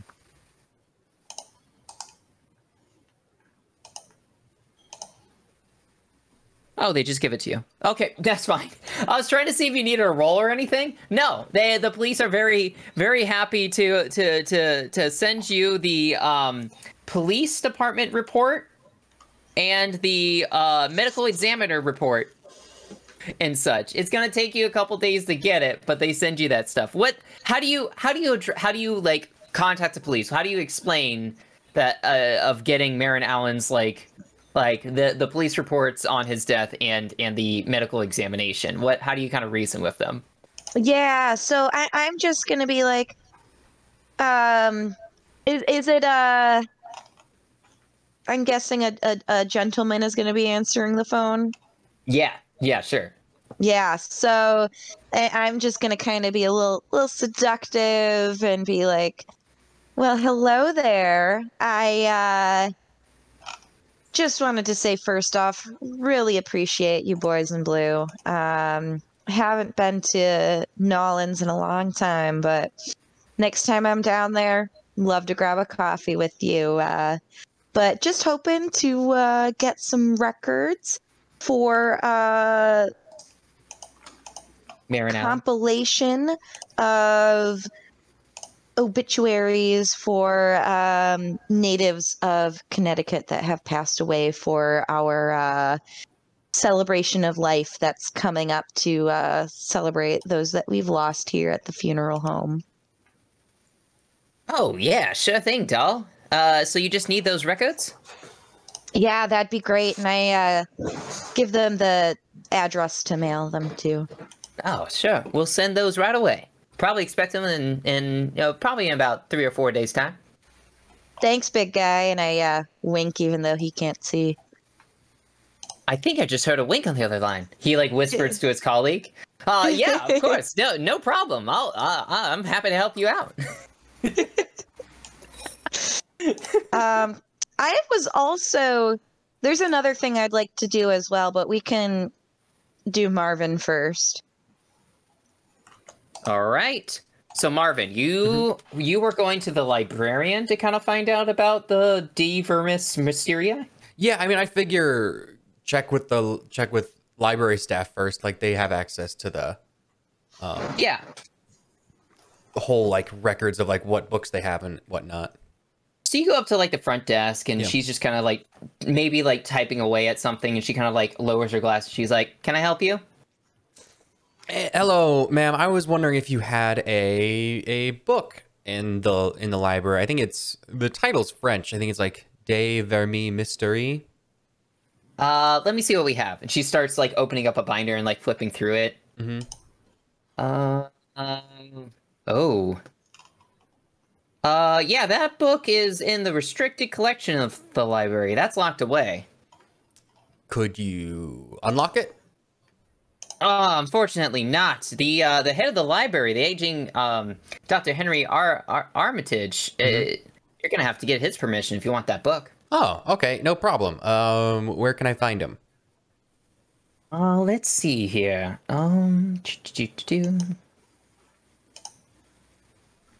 Looks like he's in his office on weekday mornings, so you can just stop by tomorrow morning. Okay, cool. It's Sunday, I'm guessing, or it's still Thursday. Oh, it's Thursday evening. Thursday evening then. Yeah. Okay, cool. Yeah, I'll make a note to go by Professor Armitage, Dr. Armitage, Mr. Armitage, Dr. Henry Armitage. Dr.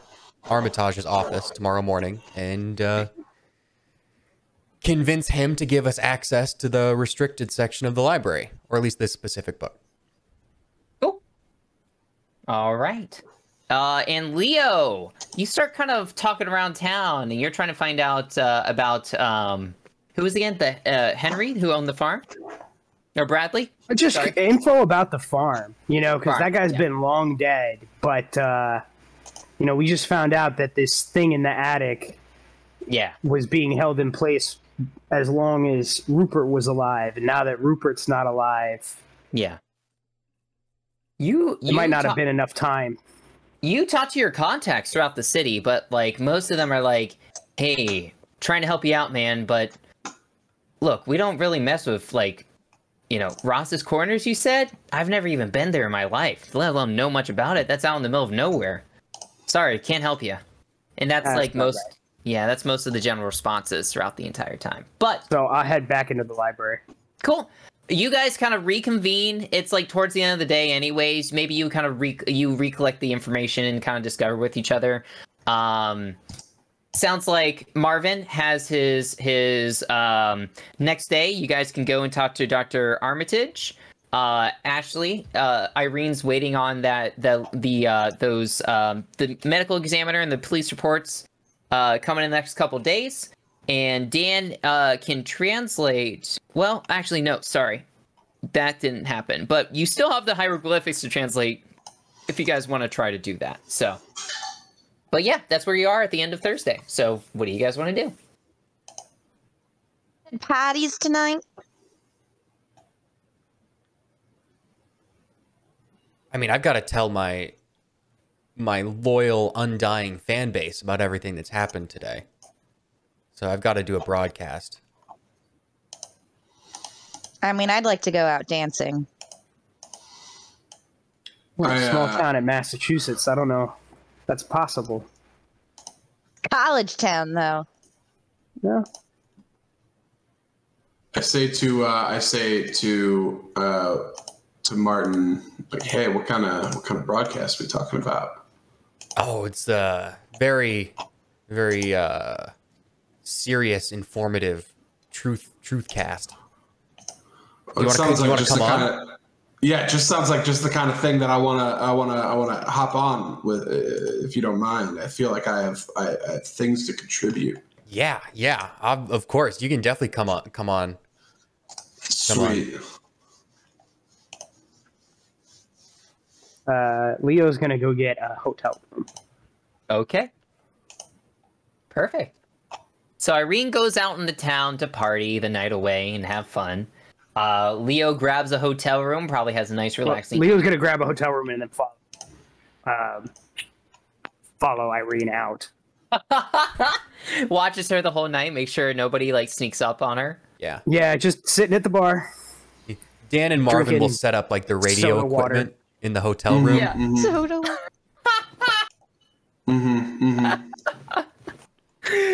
Okay, so let's do Irene and Leo first. Okay, Irene, do you spot Leo throughout the night? Do you see him, like, keep an eye out on you? Not until I am several drinks in, and then when I do, I try to go grab his hand so that we can go do the Charleston. Oh, that's Miss Whitmore. That's not happening. Can I try to charm him? So Contested rolls. We'll do contested rolls. All right. Yeah. So how this works is you two are rolling against each other.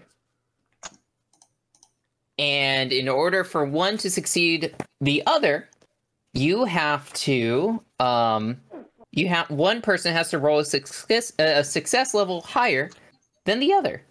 Both sides, blah, blah, blah. Regular beats hard. In case of a draw, the side with the higher skill value wins. If both skills are equal, then have both sides roll 1d100 with the lowest result winning. So, Ashley, how are you trying to convince Leo to join you? What skill are you using? Charm. Charm. Okay. Looking at the charm skill, I believe you can use... You can the charm skill can be opposed by charm or psychology. You're gonna win. I'm gonna use charm, I guess, because that's higher. 15 versus. Yep. I succeed. Damn it. Yeah. With my 56. It's only a regular success, but I do succeed. Yeah, one thing to note, you can't use luck rolls and oppose skill checks. So, nope, that's okay. So what does this scene kind of look like? What kind of happens with, like, Irene convincing Leo to come out onto the dance floor? Like, does Leo just not like to dance, or like... Leo just thinks dancing right now is a bad idea. It's just not a prudent use of our time.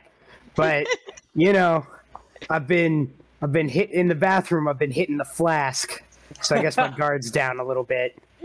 And she just kind of wants to coax him. And she's like, come on, have some fun. We've been working all day. My grandpa's dying. Come on. Oh, dead grandpa. Leo's actually a really good dancer, though. He has a dex of 70. Heck yeah! And what's Irene's dex? Where is Dex? There's Dex. She has a Dex of 80, and she took dance as like a skill and has a 60 in dancing specifically. See, there you go. You guys dance the night away and actually, like, kind of impress the crowd. Like, at one point you have, like, a circle around you and people kind of cheering you on as you're doing, like, the different dances and such like that. So I imagine it's a lot of, like, choreographed dances, like doing the Charleston and doing some waltzing and things like that. So yeah. Perfect. Now, rotating back to the hotel room, what does Marvin and Dan cover over the broadcast radio? How Marvin, you want to lead the broadcast? Yeah. Okay. So yeah, I'm tuning the equipment, getting the equipment ready. I normally broadcast out of Pittsburgh, and like radio waves, I don't think would normally make it out this far. So I'm broadcasting to an entirely new audience, I guess, and they probably don't. I mean, nobody probably listens to my broadcast anyway, because radio is really new and not many civilians have receivers. So I'm just like blasting out waves, but it's like, all right, everybody. Welcome to, I haven't thought of a name yet, but our ham radio is a thing at this point. Cause I mean, I like long range radio transmissions. I think that was 40s. I have to do some specific research on like the different. Sorry, your audience. I just think it would be funny if like but I guess we could still build an audience like in the city that we're in now. So I mean, like, new audience. But this is not a point we should spend time on. Sorry. But all right. Oh, Guglielmo Marconi in 1901 broadcast the first transatlantic radio signal. Right. Probably like But- not in a hotel though. Yeah, like I had to bring this equipment here. Like this probably isn't long range equipment that I was able to bring from my place in Pittsburgh. Like this is. But anyway, regardless, I pop up, turn on the broadcast. I'm like, hey everybody, you put the truth out there, the truth will come back. I got a guest on the pod today. Dan, you want to say hello? Yeah, what's up? What's up, loyal listeners, Martin's loyal fam. My name's Dan Wanamaker. Martin and I have been learning about the truth about things. We're here to share the truth with you. That's right. Yep. Yeah. So I got a mysterious letter from a man recently. Dan did too. Wanted to drop some truth bombs on us, and this dude, he not quite sane, but I think there's some kernels of truth in what he was saying. I think so too. I mean, it's from all the evidence we've seen so far, right? It's pretty questionable. Like, is this guy insane? But I mean, some of the things I've read, like I've never read things like that before. I mean, I'm a college educated guy, right?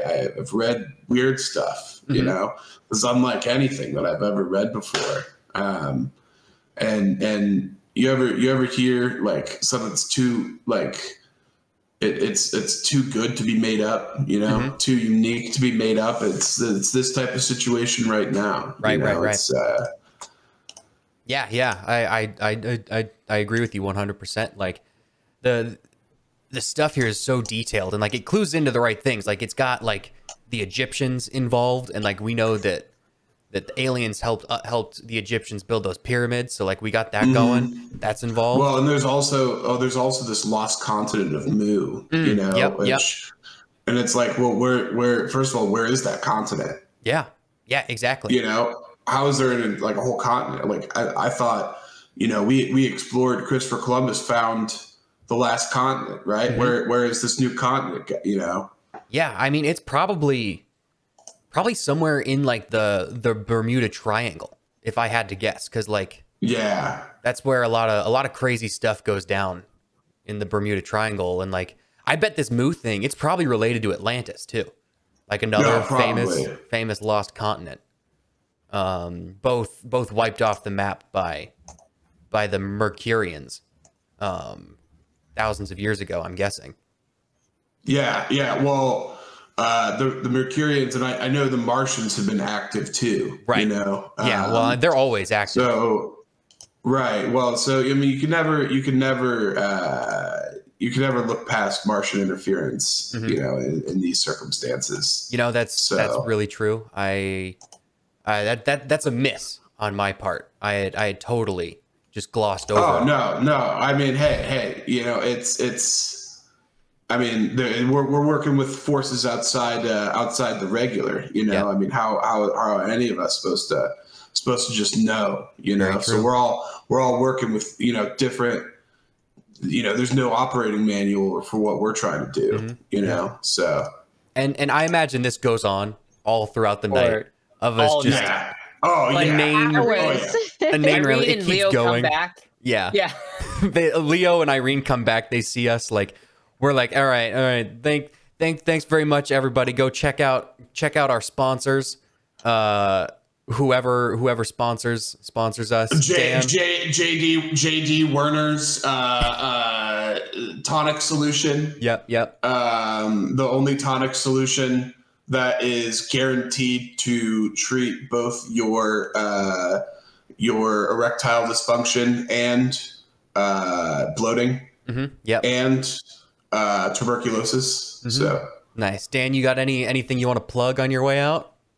I really just want to plug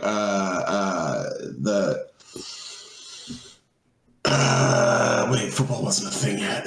No. Football was I got I mean, They not just really. wore the I mean, dumb pads that don't actually do anything. Yeah, I mean, but not like the NFL.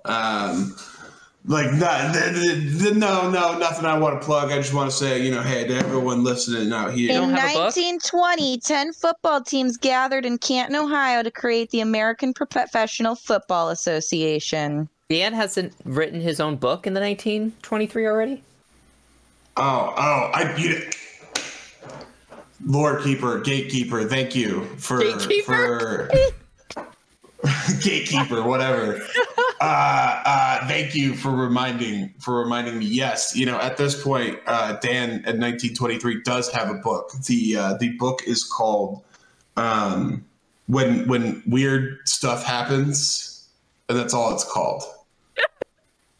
That's a great it's just title like for a this like really obscure, like almost stream of consciousness style, like ramblings, but like also like, what is life and like what is everything, man, and who is God and why does God care? Like it's just like this, and it also mentions aliens. There's a whole chapter on aliens. And is God aliens, right? Nice. So yeah, check out that book, listeners of the Marvin Martin radio show. To all the listeners that are listening from Arkham. Perfect. Okay. You guys end the night. All of you, if you're going to bed and resting and stuff like that, are you guys just kind of waiting on, I think Marvin wanted to try to visit Dr. Armitage tomorrow. Yeah. And Irene's just waiting on the letters to kind of reach her and everything. So Irene was planning on making a visit to there's got to be like a county commissioner, a civil records office of some sort where she can parse through obituaries and death certificates and things like that. yeah. So you're not going to go with to meet Dr. Armitage. You're going to go and do that instead. Wouldn't they have that at the library? They didn't. They did, just not for Marin Allen. That's what I was saying. Oh. So everybody else you found, but it was like similar information to what was already known with like the reported accident of The carriage. Yes, and everything. So everything kind of lined up the same. You just couldn't find Marin Allen's stuff. Gotcha. Never mind then. I'll go to Armitage. Well, you guys wake up in the morning and actually receive a call to your hotel room. I'm in a different hotel room because I'm not a hussy. Well, both of you would probably receive a call. I think Irene would receive a call first. So, Irene, do you pick up the phone? I'm a little groggy and I'm like, oh, hello, this is Ms. Whitmore. Irene? Whitmore? Perfect. I have the unfortunate news. We just got word from the hospital and, well, your grandfather has passed away. Well, thank you for telling me. Do you know when any services will be at? Not currently. They still have to do the autopsy and take a look. So. Why are they doing an autopsy? He was ancient. Yeah. I'm sorry. It's like the hotel front desk. So she just goes, I'm just relaying the information, ma'am. Okay, thank you very much. Sorry to bother you. No problem. Chink. And then ring ring up to Leo's room. Oh, And the same call kind of happens, so. crap. All right, thanks. Ding. Boop. So. Hey. Yep. Rupert bit the dust. That thing's probably going to get out any second now. Mm-hmm. We probably have the day, but we better get over there, get done with this quick. Yep. Well, we got to get that book. The letter said that the Vermeer book or whatever had the rituals and stuff outlined in it. So we got to get a hold of that. Yeah. Vermees Mysteries. Yes. All right. Well, let's go talk to this is Dr. Guy. Cool. Perfect. You guys go to the university. Yeah, because he's a professor at the university and everything. So you guys go and are able to find his office pretty easily. You get there in the morning because that's when you were told that he's in his office. So it's just like a normal office door. You see his name's printed on there. How do you guys gonna approach this? Do you just kind of like knock and go in, or? Yeah, I mean, I'll knock first and see if there's a response. Who? Come in. Yeah, the four of us will all enter together. I'm assuming we're all together with this one. Yeah. Unless you guys don't want to be. Nope, I'm good. Oh no, yeah, I'm definitely there. Perfect. Dr. Henry Artemich is like behind his just like scribbling on some notes, and he goes, "Oh, how can I help you for?" Hi, sir. We were doing some research, and we came across the title of a book we were wanting to get a hold of, but we were informed that it was in the restricted section, and we were wondering if you could get it out for us. He kind of like straightens up when he hears that you're looking for a book in the restricted section, and he goes, well, what kind of research are you looking into?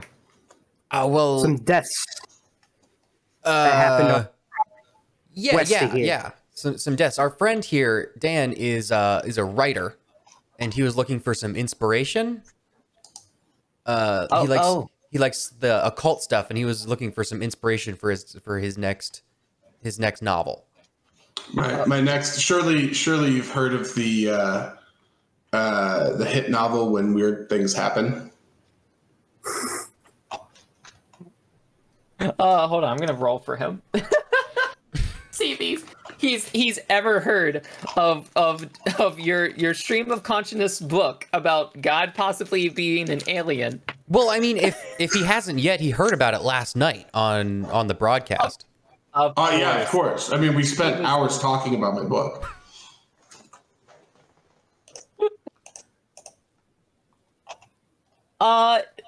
I'm sorry. You said you're Dan. Dan, what's your last name, sir? Wanamaker. Wanamaker. No, I haven't heard of the book, or your radio show, but I'll try to keep an eye on it. But he's like playing with his fingers. He's like clearly nervous from just like this initial questioning. He's just kind of like constantly fidgeting and doing something. And he goes, so but you said deaths east of here is what you're looking for. What does that have to do with the books in the restricted area? Look, Professor. Doctor. We're doing a little research. We'd really appreciate your help. And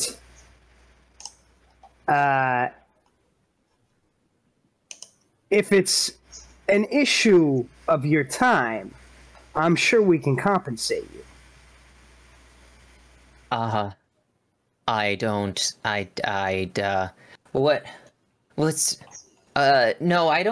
think so. Some Leo of the books... takes his hat off and he puts it on the table. Yeah. Showing his full-bore scars. He seems incredibly unnerved right now. But what do you know? Are you trying to intimidate him? I'm trying to bribe him. Yeah, I know. Oh, I know. Let's see if we need to work into intimidation. He seems incredibly uncomfortable, but he doesn't seem to be relinquishing. It seems to be agreeing to like getting you the book just yet. He goes, what book were you looking for? Any in particular, or just looking at the De section? Vermis Mysteriis. And at that, he kind of goes, no, I'm sorry, I can't help you with that.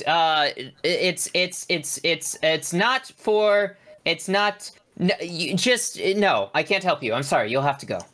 Can I try charming him? How are you doing this? I would be coming up from behind him and kind of being like, "Sir, you seem a little tense," and like kind of start massaging his shoulders. Yeah. And I'm just gonna kind of be like, "You're very muscular. You work out?" You come up behind him, but as soon as you touch his shoulders, he jumps and he smacks your hand off his shoulder, and he goes, "No, stop surrounding. You're Professor. going to have to leave." I'm gonna need you to lower your voice. Dan, why don't you shut that door? All right. And I shut the door, and then I like very, very pronounced, like take a beat, and then make sure everything's quiet and lock. Yeah. What are you? What? Sit Why? down. And he sits down. You're gonna give us that book, Professor. Otherwise, I'm gonna have to get real rude, if you get my meaning. And he pulls out his .45 automatic from his jacket holster. You see Dr. Armitage like lock eyes with the gun, because he's sitting in his chair now. He locks eyes with the gun, and he stops shaking, and he looks coldly up to you with fear in his eyes, and he turns to you and he goes, "Sir, anything you do with that is but a fraction of the danger that is locked away in that book." Understandable. Okay. But I tell you what, whatever we're trying to put away is more dangerous than you could possibly imagine from what my associates tell me.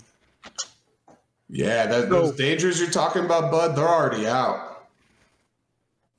We're trying to fix it. And you can either cooperate and do the right thing, or we can get messy. I'd rather just give you a little cash for your time. I don't want to do it the other way. I know you think that you're doing the right thing, but possessing any more of this information, whether you think you can put away whatever was unleashed, the fact that the information might be out there poses more of a danger than anything else. So if it's gonna get messy, do it now. You're not right. getting that book. I slap him in the face with the pistol. You do so. Yeah. You do so. That's Can I probably like a melee attack. Yeah. Yeah. All right. Let's see here. We're getting wild. I'm gonna slap him with the pistol. How much damage? And then I'm gonna go and I'm gonna try and make it an intimidate roll after that. Yep. I Don't slap roll. him with the pistol. You don't. Yeah, you definitely hit him. Let's say that is. Small club. I don't think it'd be yeah. Brawl. Isn't it 1d3? I'm just gonna say 1d3 plus your damage bonus if you have any. Yep.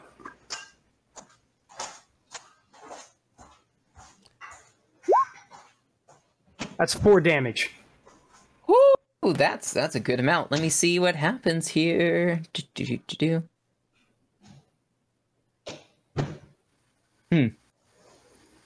Okay. So he has to make a con roll to see if he remains conscious. So what that means is, essentially, if you lose half your health, you suffer a major wound. So you broke his nose, probably. When you slap him that sounds with your about gun. right. That's about what I wanted to do. You do that, and he a con. He falls unconscious. Ah, what a Leo, sissy. we weren't trying to kill the man. I tapped him. You did not tap him. I'm guessing Call of Cthulhu doesn't have a system for like doing non-lethal damage or like specifically like holding back. It does, but like I hit him with a 45. I hit him with a 45 pistol. It's man. bludgeoning. If bludgeoning weapons if you knock a character to 0 with a bludgeoning weapon, they don't die outright. That is the rule system for Call of Cthulhu. Okay. Which is what happened. Yes. I imagine that he's like bleeding. Yep. Reading on his paperwork on his desk. His paperwork. Knocked out. There is. So I'm gonna like hold pressure on the wound, and I'm gonna say, "All right, look for the key to the restricted section." I wasn't aware that the restricted section was like a locked door. I didn't know how that worked. But sure, yeah. Does he have like a key ring or something, or like? You go ahead and search the room. There doesn't appear to be like he has keys. Yeah. Like normal keys. So but no way of knowing what those keys unlock. Yeah, he has keys. Hey, what about a business card? Yeah, you can take his business card. Sweet. I'm gonna we grab take one of the business cards. I'm gonna put the gun back in and go, that was unfortunate. Can we like does he have like a stamp with his name on it or something like that? Oh yeah, like a seal. That we can like forge a letter that said he gave us permission and then put his seal on it. Oh yeah, just put the seal on the business card. Be like, yeah, we're good. Let me see what skill that would be. Just a little casual forgery. Yeah. We're not even trying to forge anything. We're seeing we're if, like, already at assault. yeah. We're seeing if he's got like a rubber stamp or like something that like he just puts on. Oh, okay. And you're just gonna so you're just gonna write your own handwriting and then put a stamp on it? Yeah, like a permission to get this book and then like put his seal or stamp on it. Luck roll, group luck roll. Whoever has the lowest luck has to roll it. Whoever's the lowest. That's how these things are solved. That's how these things are solved. I'm using the rules for this. So group luck roll. Everybody who has the lowest. No. The lowest skill. So not everybody rolls. 35. One person rolls. You have 35. I think we said that Leo has the lowest luck. Yeah. 45. So mine is 80. 42 Leo? currently. Nope. No, you do not find his stamp. Okay. I guess we All wait right, for him to come to and tighten the gears a little bit on him. Just tell him I'm coming back. I'm gonna take the thing and see if I can go walk over to the library and get the book using the business card. like just say you have permission anyways. Yeah, and I hand the business card. Like, why else would I have the business card? Obviously, everything's fine. Okay. You can give that a try. I'm trying to see how... Okay, a successful first aid skill can heal 1 HP, as well as rousing a character from unconscious. So I will try to do first aid on him, I think. Okay. And do we want to? What do we want to do first? This or All right, just? let's try and get him up. Okay. And then we'll see. I fail. Damn. Like Irene goes over, starts like putting tapping a cloth on his nose, and is like, "Come, wake up, wake up!" Oh god! Oh god! Oh god! He keeps bleeding. Somebody else want to try? I'm not doing well. I took that class, but it was a while ago. He'll come to eventually. I think a person can only benefit from first aid like once, right? Before they. Yes. So Does that include like they can only benefit from a Attempts. success once, or can you only try once? I thought it was you could only benefit from a success once. Let me look. I have to figure that out now. What is everybody else doing while I look this up? I mean, this is pretty Panicking. important to know. While Irene's... Well, this professor's blood is dripping down her hands as she's trying to hold pressure. Just tilt his head back. Mm-hmm. Oh god! Oh god! Oh god! Isn't he going to choke on it that way? It's supposed to go forward. Yeah, you are supposed to lean it forward and put Oh, pressure so on it. I do lean it back because I fail. That's what happens. All right. Well, I'm taking the business card. I'm gonna walk through the door. I'm gonna unlock it. Be like, You're leaving? tell him you're in a meeting. Tell who you're You in might a want to meeting? lock it as I leave. I give you a little shave and a haircut, let you know it's me. So I'm gonna walk over to the library. 2 bits. Mm-hmm. Sorry, what was all that happening to?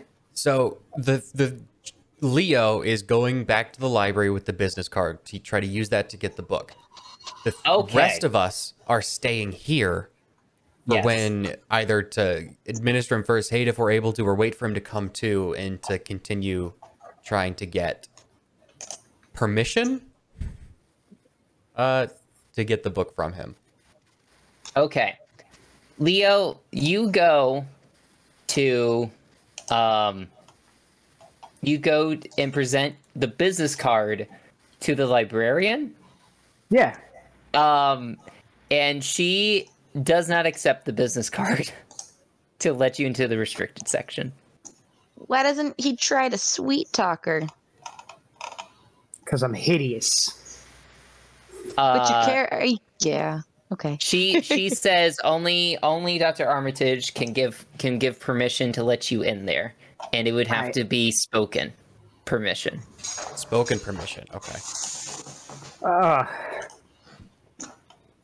we about to pistol whip a librarian? No, I'm not gonna pistol whip the librarian. Okay, here's what I Leo what doesn't I have have my name. found. So on page 65 of the Keeper Handbook, a character is limited to 1 successful treatment of both first aid and medicine until further damage is taken. However, first aid can be attempted again by up to 2 individuals. This can be continued without constituting a push roll until stabilization or death. Okay. Okay, yeah. So we're allowed to try 3 times. Let's see. It loses the temporary age point. Must now make a con. If a character survives until the following round, first aid may be attempted again, without constituting a push roll until stabilization. It looks like you can just keep doing it. Is the restricted you section succeed. in a locked room? We don't know. You don't know. All right. Can I look for it? Sure. Yeah. I want to go to the card catalog first to see where in the restricted section it is, so I know where to look. Yep. You are doing that while, if anybody else wants to try to first aid, Yeah. Dr. Armitage. Yeah, I'll give it a try. Since we're allowed to just keep trying, it sounds like. Yeah, and you can also push the roll. Okay. Can I push my roll? You can, but he also may take more. He may take more damage as the result of a pushed roll. Yeah, since we can just keep trying, I wouldn't worry about pushing it. Just because if we keep trying, nothing bad can happen. If we push the roll and you fail again, that's when extra consequences come into play. Like I can try for free. Oh, hey, look, it's the consequences. And so I got a 43, which is a fail for me. Dan, do you want to try to? Yeah, I got it. Get him awake? Because I have a... Nope. Okay, so we just keep going around in a circle, right? Spencer, Ashley, is what you were saying? Yep, Ashley, go ahead. Feels wrong, but... Okay, I got a success. On the 5th try... All right. Yeah, how does... Like, everybody's scrambling, doing different stuff. Marvin succeeds. He rouses away. He's just like, what... All right, yeah. What's happening right now? I'm gonna do like a good cop situation, and you're like, I'm sorry. Our associate got a little angry. We had him leave the room, so that shouldn't happen again. Shouldn't happen again. I want to have a nice conversation. You seem to be pretty worried about the contents of the book. Dave or me, mystery. Oh. Okay. Here, have some water. And I'm assuming he's got like a bar cart or something nearby. Yeah. I give him some water.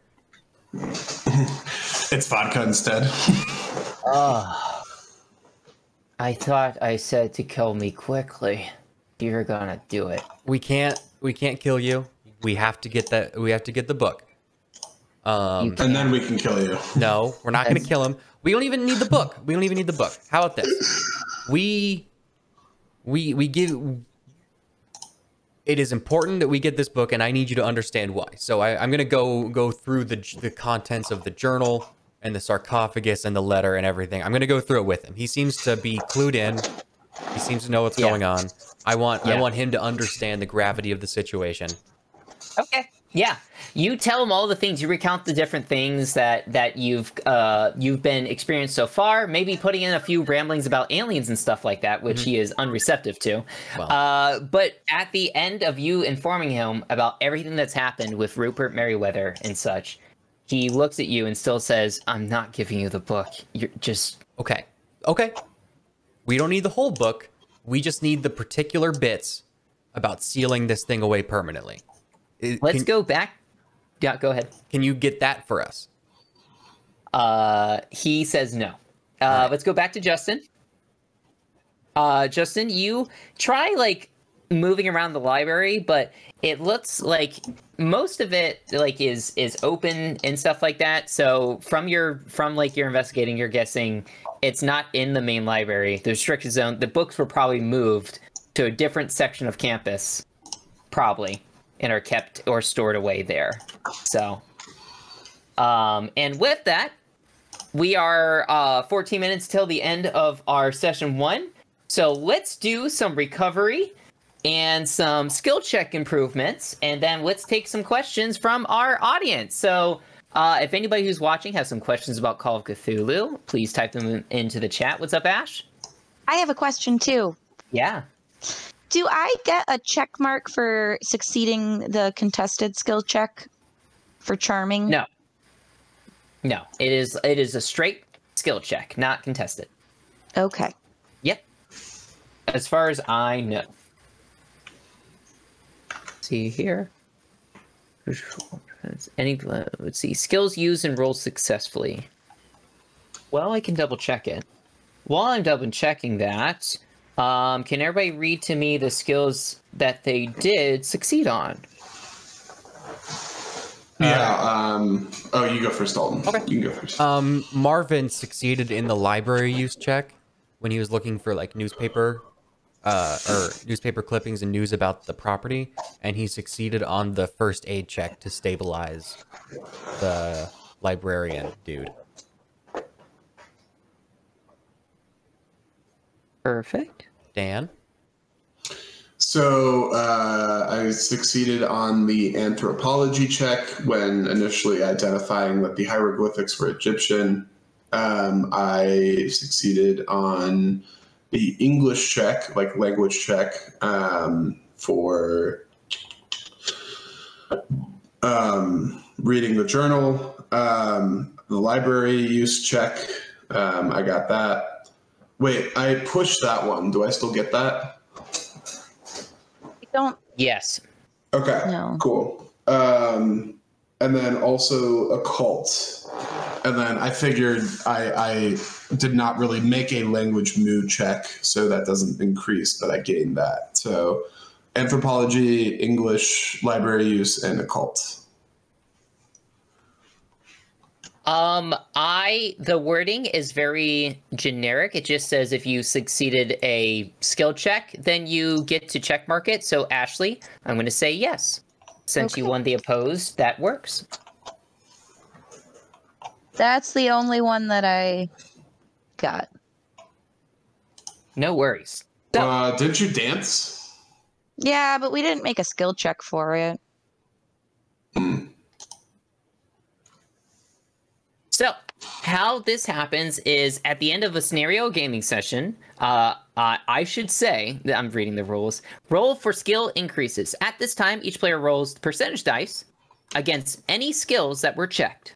If you roll over the current value of the skill, i.e. you fail the skill roll, you get to add 1d10 points to the skill's value.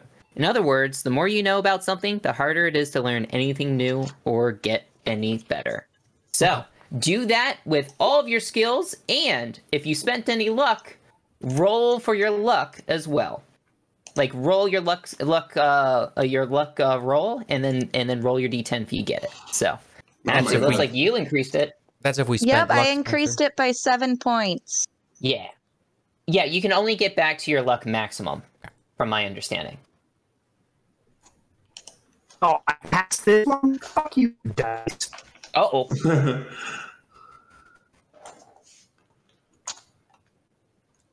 Sorry, my brawl doesn't go. I'm the shirt. Justin, your internet's going wild. Yeah, it's cutting out.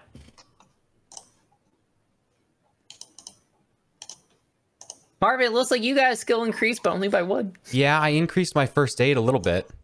Hooray! And I did not increase my library use. Womp womp. Do you roll for every skill that you got the check mark on? Yeah. Or do you choose? No, you roll it for everything. Oh, that's cool. Yeah. Okay.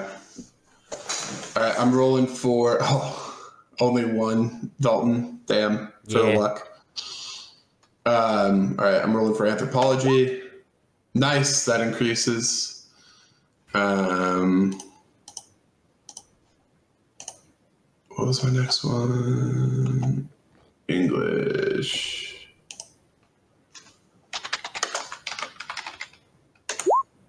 Oh, nice, that increases too. Big rolls, big rolls. Big rolls.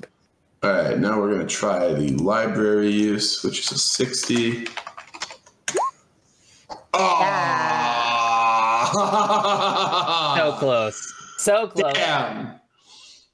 All right, and now the occult. Sweet. Okay. So 1d10 for each of those skills.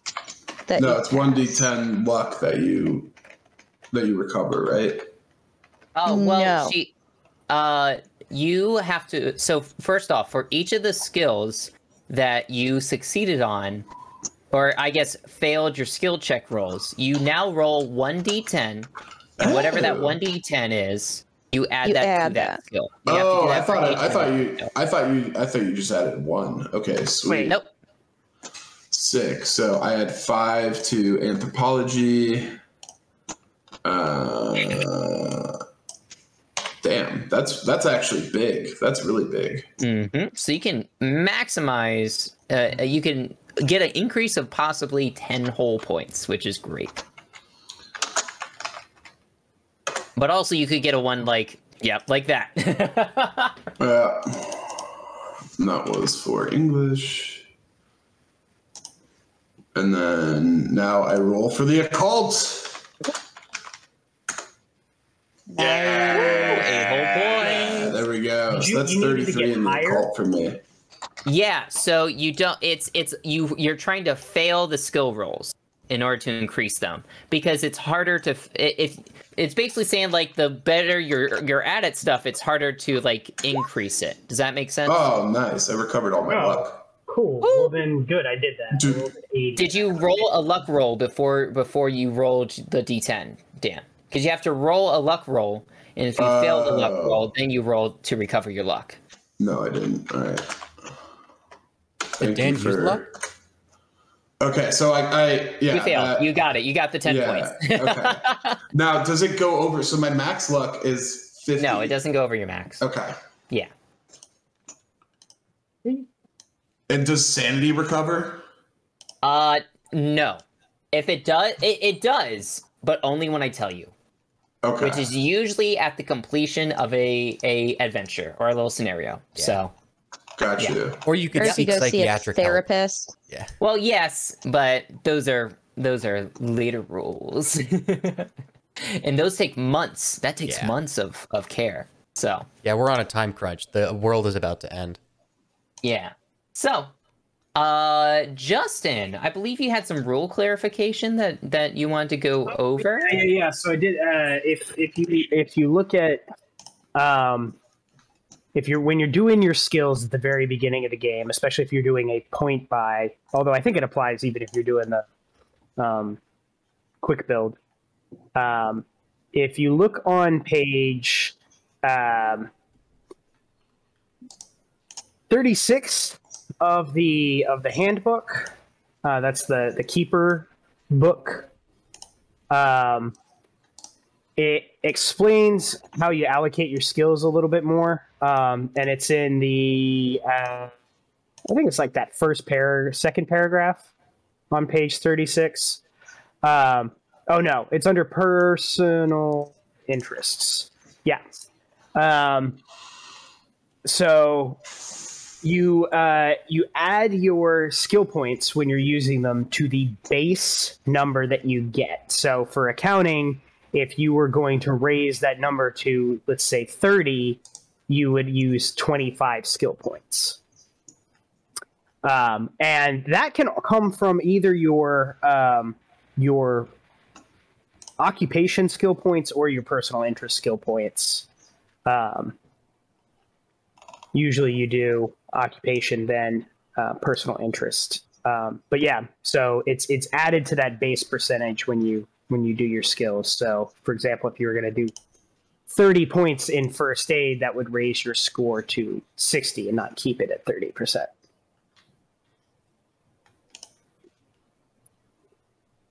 That's page 36 of the Keeper book, or the page 49 of the Player's Handbook. Awesome. Thank you. Yeah. So if anybody didn't do that when we made our characters last session, that's the way it should be. Great. Any questions in the chat? No, I haven't seen any questions being posted. I'll let you guys know if we get any, but Sounds good. Well, Ashley, you want to read our attributions? yeah, so thank you to Call of Cthulhu. We are using the 7th edition starter set, and we are running the scenario module Edge of Darkness. We are using Roll20 to play in. So Roll20 is a really great free resource online. And then our little tokens for our characters were created in Hero Forge. So thank you to Hero Forge as well. Yeah, so we'll be back next week, our normal time, I believe, which is 2 p.m. Eastern time, right? Mm-hmm. Yep. Perfect. We'll be back here 2 p.m. Eastern next Sunday.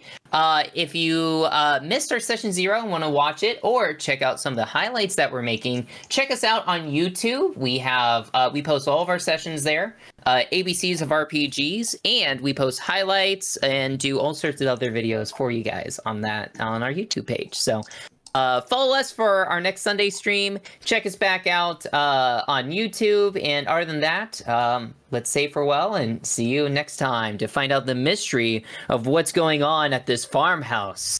Can our investigators figure out what's going on? Can they get out? Are they going to be arrested for smashing in the face of a well-known professor at the Miskatonic University?